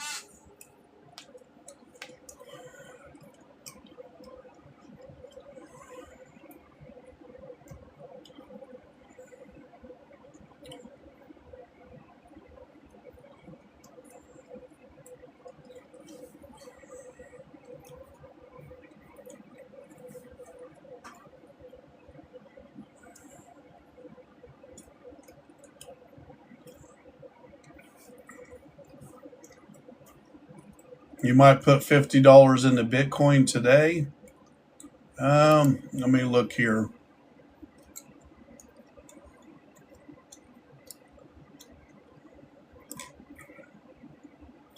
If I was you, I'd wait a little bit because it's already going up right now. It would have been better to bought in like last night or yesterday around 2 or 3 o'clock. If I was you, I'd wait a little bit, Journeyman. See if it goes down again. This is the 4-hour chart. It's looking like this wants to cross. Now, you could go ahead and put it in now if you want, but taking a chance of it going down again. So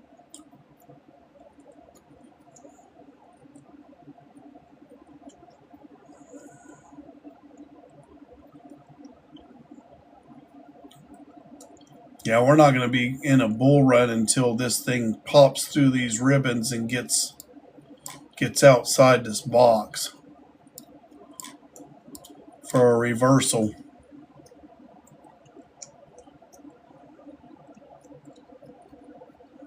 Yeah, this is Doge. 4-hour time frame. It's going to go up a little bit more today, but I'm not so sure it's going to reverse and go back up. So if I was you, I'd wait for a while.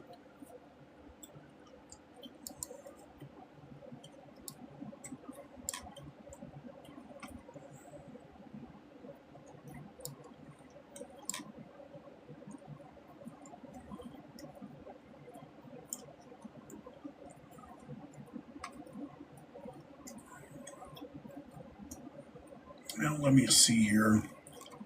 See if I can figure out where I want to.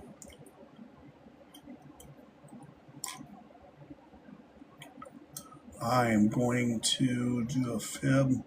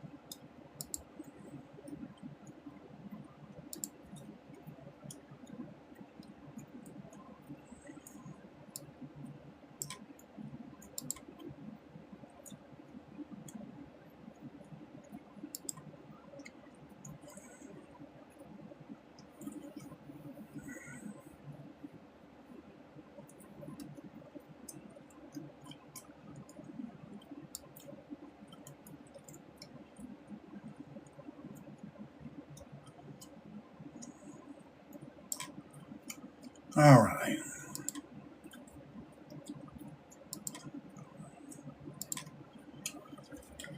So what I did right now is I did a Fibonacci from this top here down here. Okay. And now I looked for the 786 or the 78% level and placed a sell for this crypto on just right below that level. And the reason why I did that is because a lot of times the crypto will come up here and get right into these ribbons. Okay. The 786 was inside the ribbons right there. So it stands to reason that it's more than likely going to come up and touch that and trigger a sell. Okay. And I'm going to make basically 2% on my money.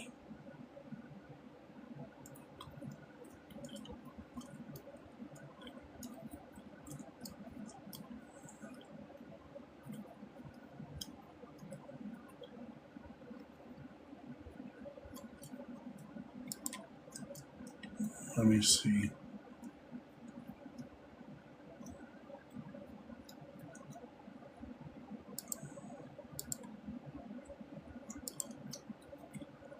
Okay, let me show you what I did. So we had a high here and a low here. I got my Fibonacci retracement. Went from the high to the low. Okay, let me get rid of some of these drawings.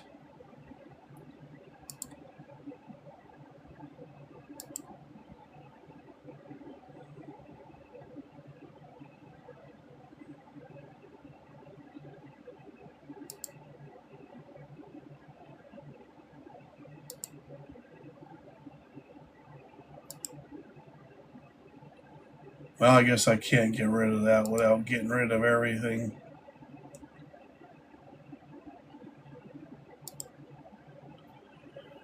So I drew the Fibonacci from the high all the way to the low and extended it out. Okay, the EMA ribbons, the 786 level, okay, is just inside these ribbons. And what it likes to do is it likes to come up here and it'll either bounce off of the first ribbon or it'll go inside a little bit. And I'm hoping that it will trigger a sell at the 786 level. If it doesn't, that's fine. If it starts looking like it's reversing to go back down, I'll get out of it. But that'll give me a $2,000 profit, basically 2% of my money. So that's all I want.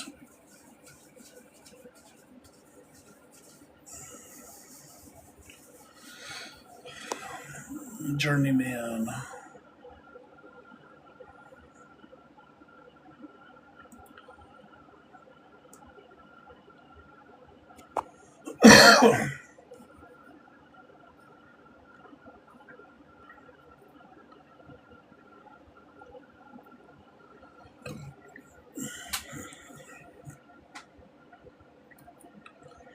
What's up, Pat?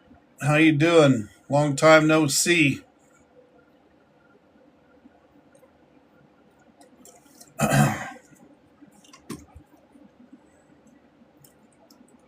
Anyway, that's all I did is I did a Fibonacci from there down to the bottom, picked a 78.6 level just below it, and put a take profit.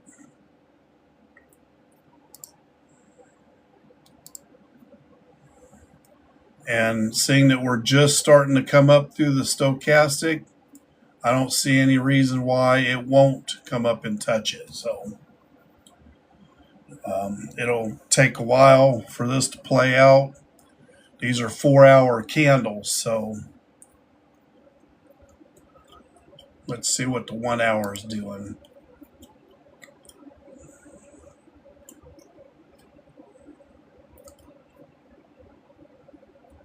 Yeah, like I said, we've crossed over on the 1 hour. Our white line's crossed over the yellow on the IMACD, so now it's going to start making its way back up here to the midline. So yeah, I don't really see any reason for it not to make it up here.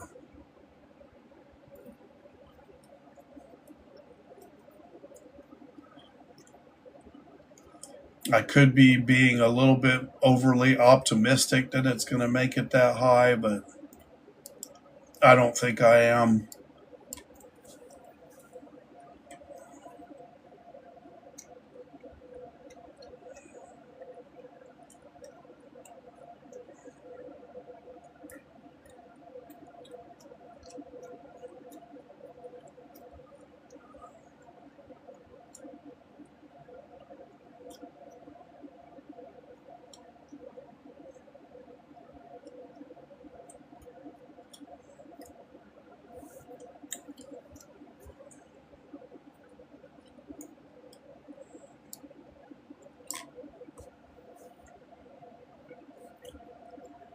And what I'll do is whenever this keeps going down, I'll just keep doing the same thing over and over again. Once it reaches a high and starts going down, I'll wait for it to come down and hit a bottom. I'll measure that baby out. I'll go ahead and buy in, measure it out, pick the 618 or the 786 level, and do a take profit on that. And it's just rinse and repeat over and over and over again.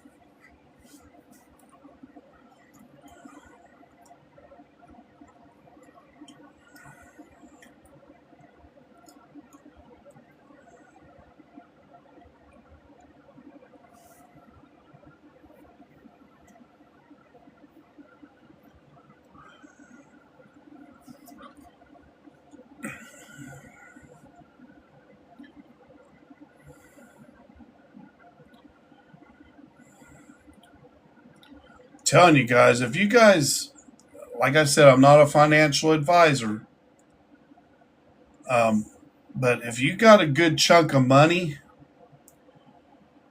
like I've already figured out, if you got about $100,000, you can sit there and make a couple $1,000s every day easy. Some days you may do it right away. Some days it may take you all day to do it, but you can make some serious money. I usually try to make, $500-$600 in a day's time, but I have had days where I've made several $1,000s. So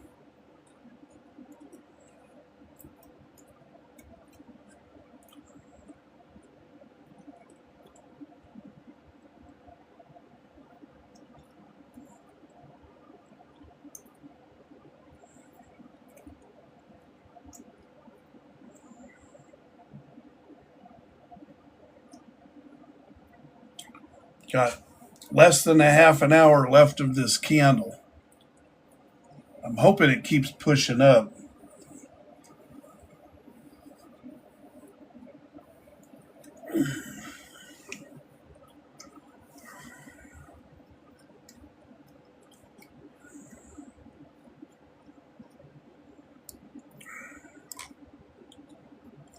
So, in order to tell whether we're in an uptrend or not, we actually have to get above this level right here. So this candle needs to close above 96,000. Okay? Because that was the last high. Okay, you see how it dipped down right here? It dipped down, crossed back over on the stochastic down here, and went up. This was the high.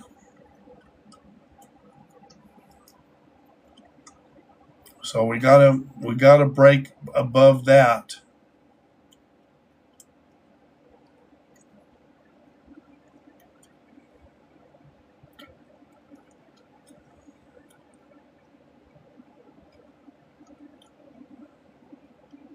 Yeah, 96, basically $96,700.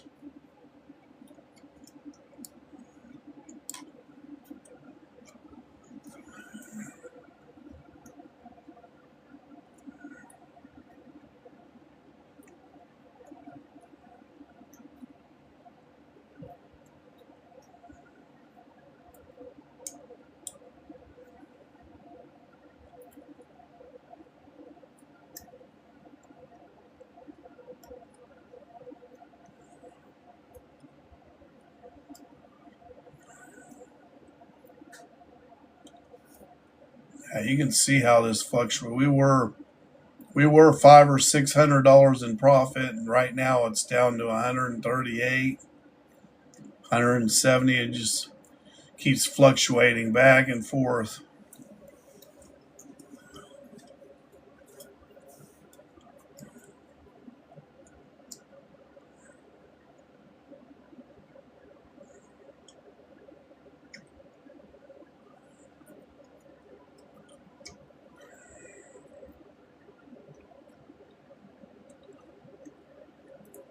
What's up, Luis? Luis Gordea. It's one of my nephews.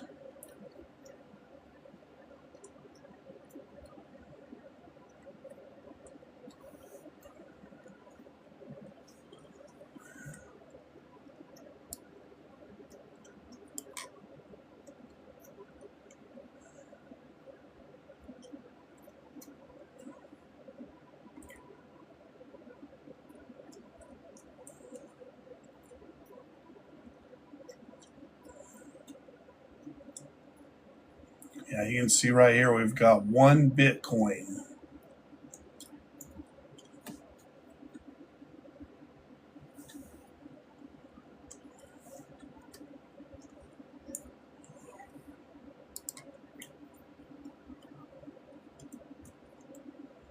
Yeah, so we had $105,000. Started out with 100,000.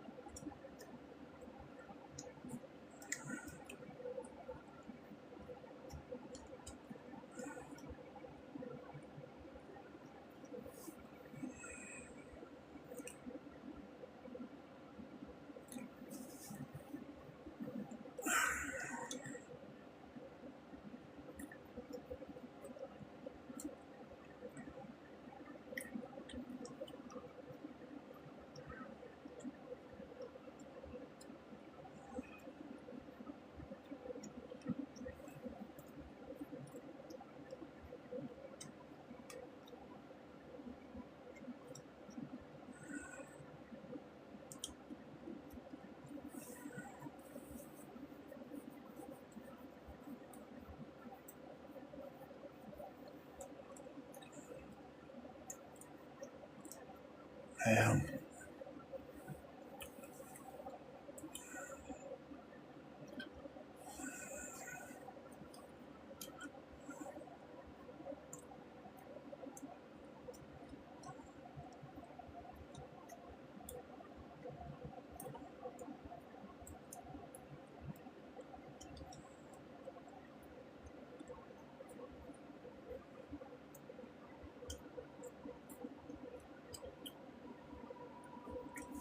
I'm gonna have to read this article.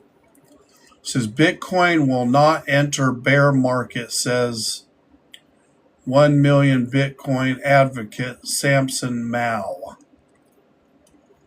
During a week defined by continuous market pressure with Bitcoin trading at 91.4, extreme fear ruling the ball, Samson Mao, known for his ambitious $1 million Bitcoin call, stated that there will be no bear market.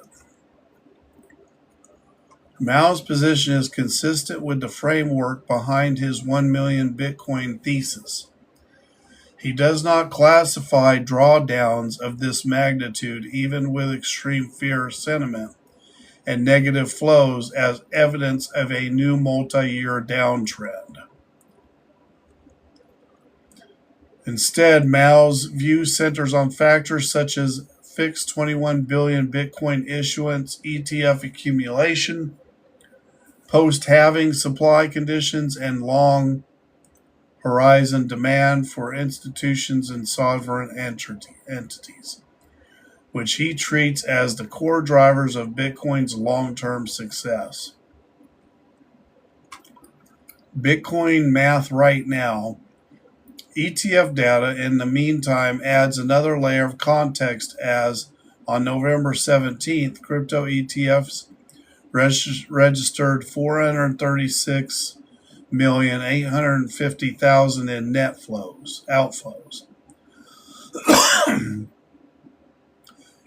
extending a multi-session streak of negative flows that began after Bitcoin rolled over from the $105,000 to $110,000 range.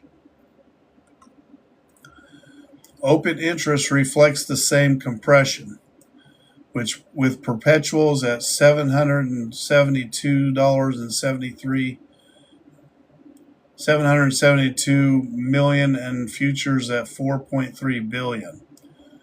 Both materially lower than levels seen in late October. Implied volatility prints 53.26 for Bitcoin and 80.46 for Ethereum, suggesting the market is hedging against continued uncertainty without pricing in an oversized move.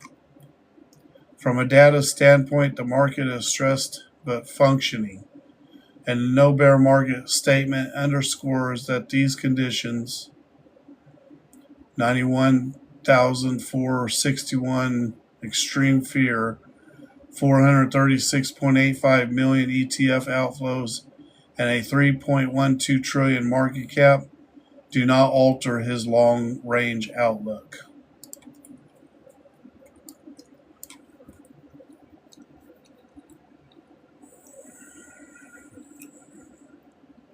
So Mr. Mao says that we're not going to have a Bitcoin bear market.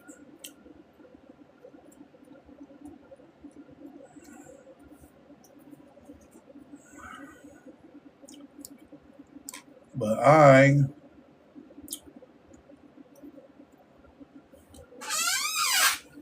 he could be right.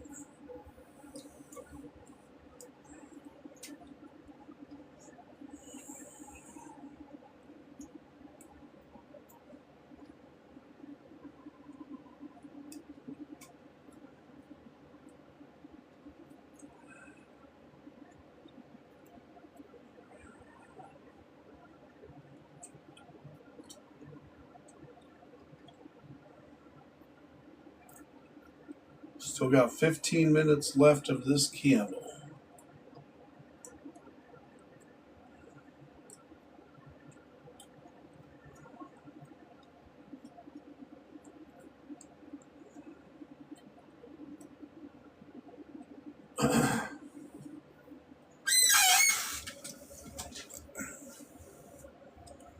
Need to oil my chair.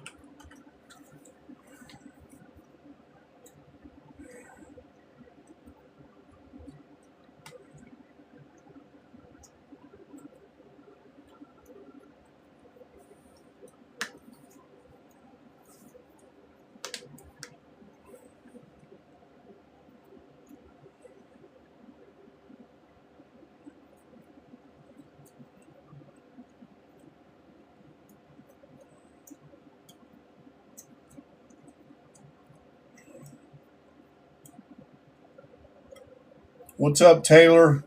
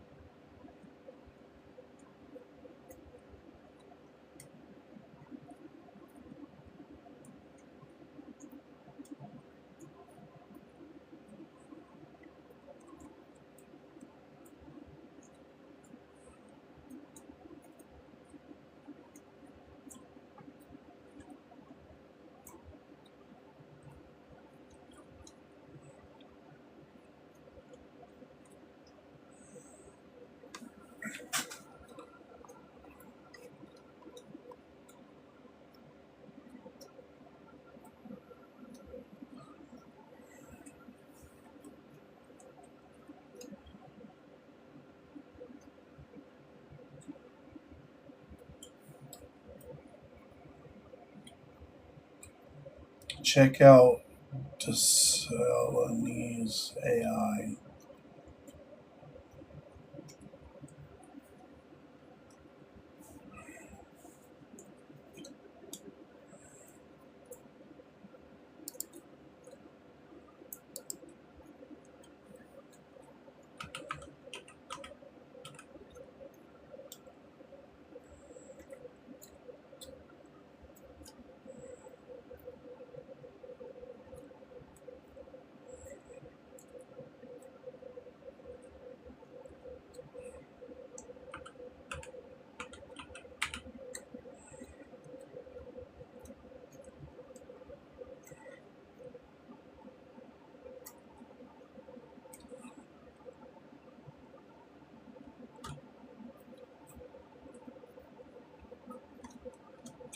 Yeah, that doesn't even come up in my chart list.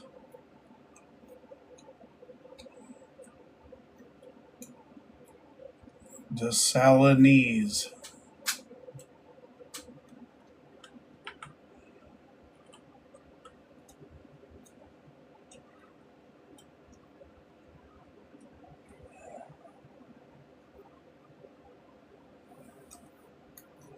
Got a ticker symbol for that?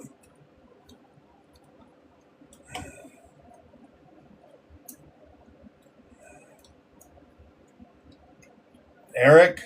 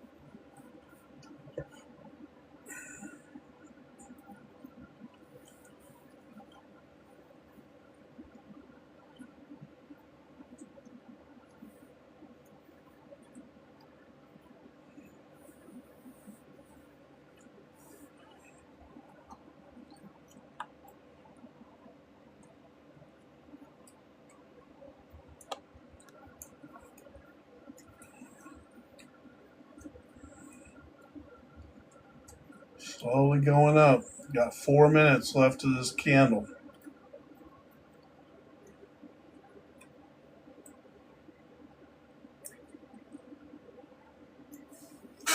I'll make a decision whether I want to hold on to it a little longer or if I'm going to go ahead and sell it.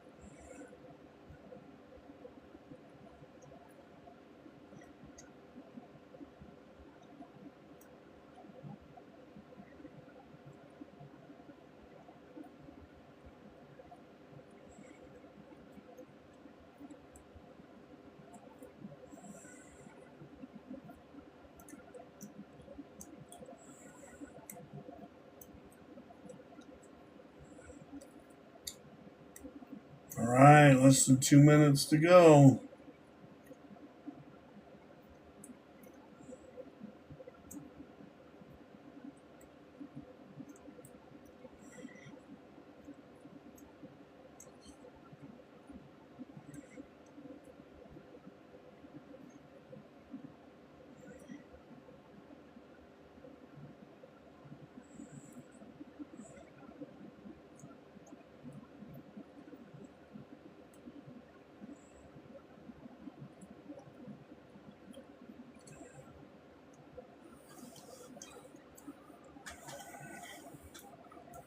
Coming up on the 1 minute mark.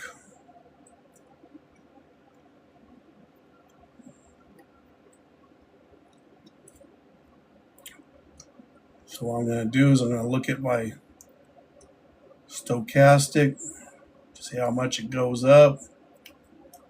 I'm going to look at my IMACD.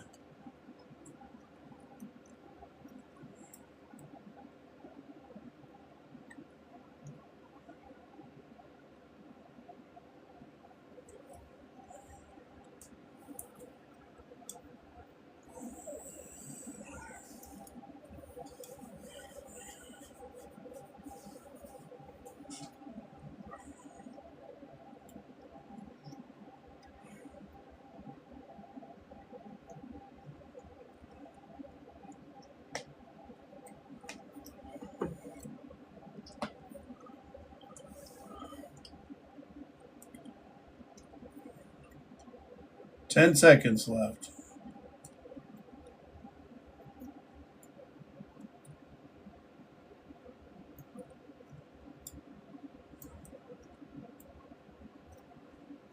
All right.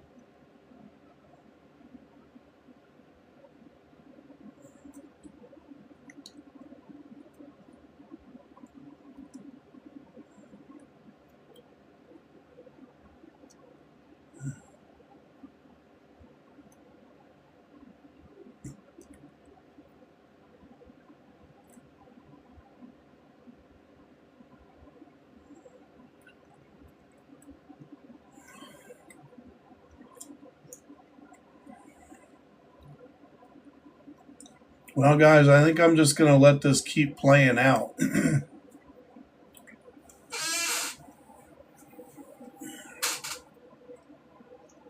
I've already been in here for a couple hours. It really hasn't gone up much. I was 1,200 in the hole, and now I'm up that 1,200 plus 433 on top of that. So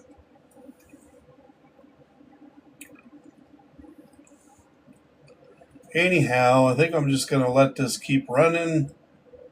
I'm going to shut down the live. I appreciate you guys all coming in, checking things out. I'll try to do another live tomorrow. Hopefully things are doing well. Hopefully I'll get this crypto sold today. Anyway, I'm going to shut down the live. You guys have a good rest of your day. Thanks for the likes. Thank you for the gifts. You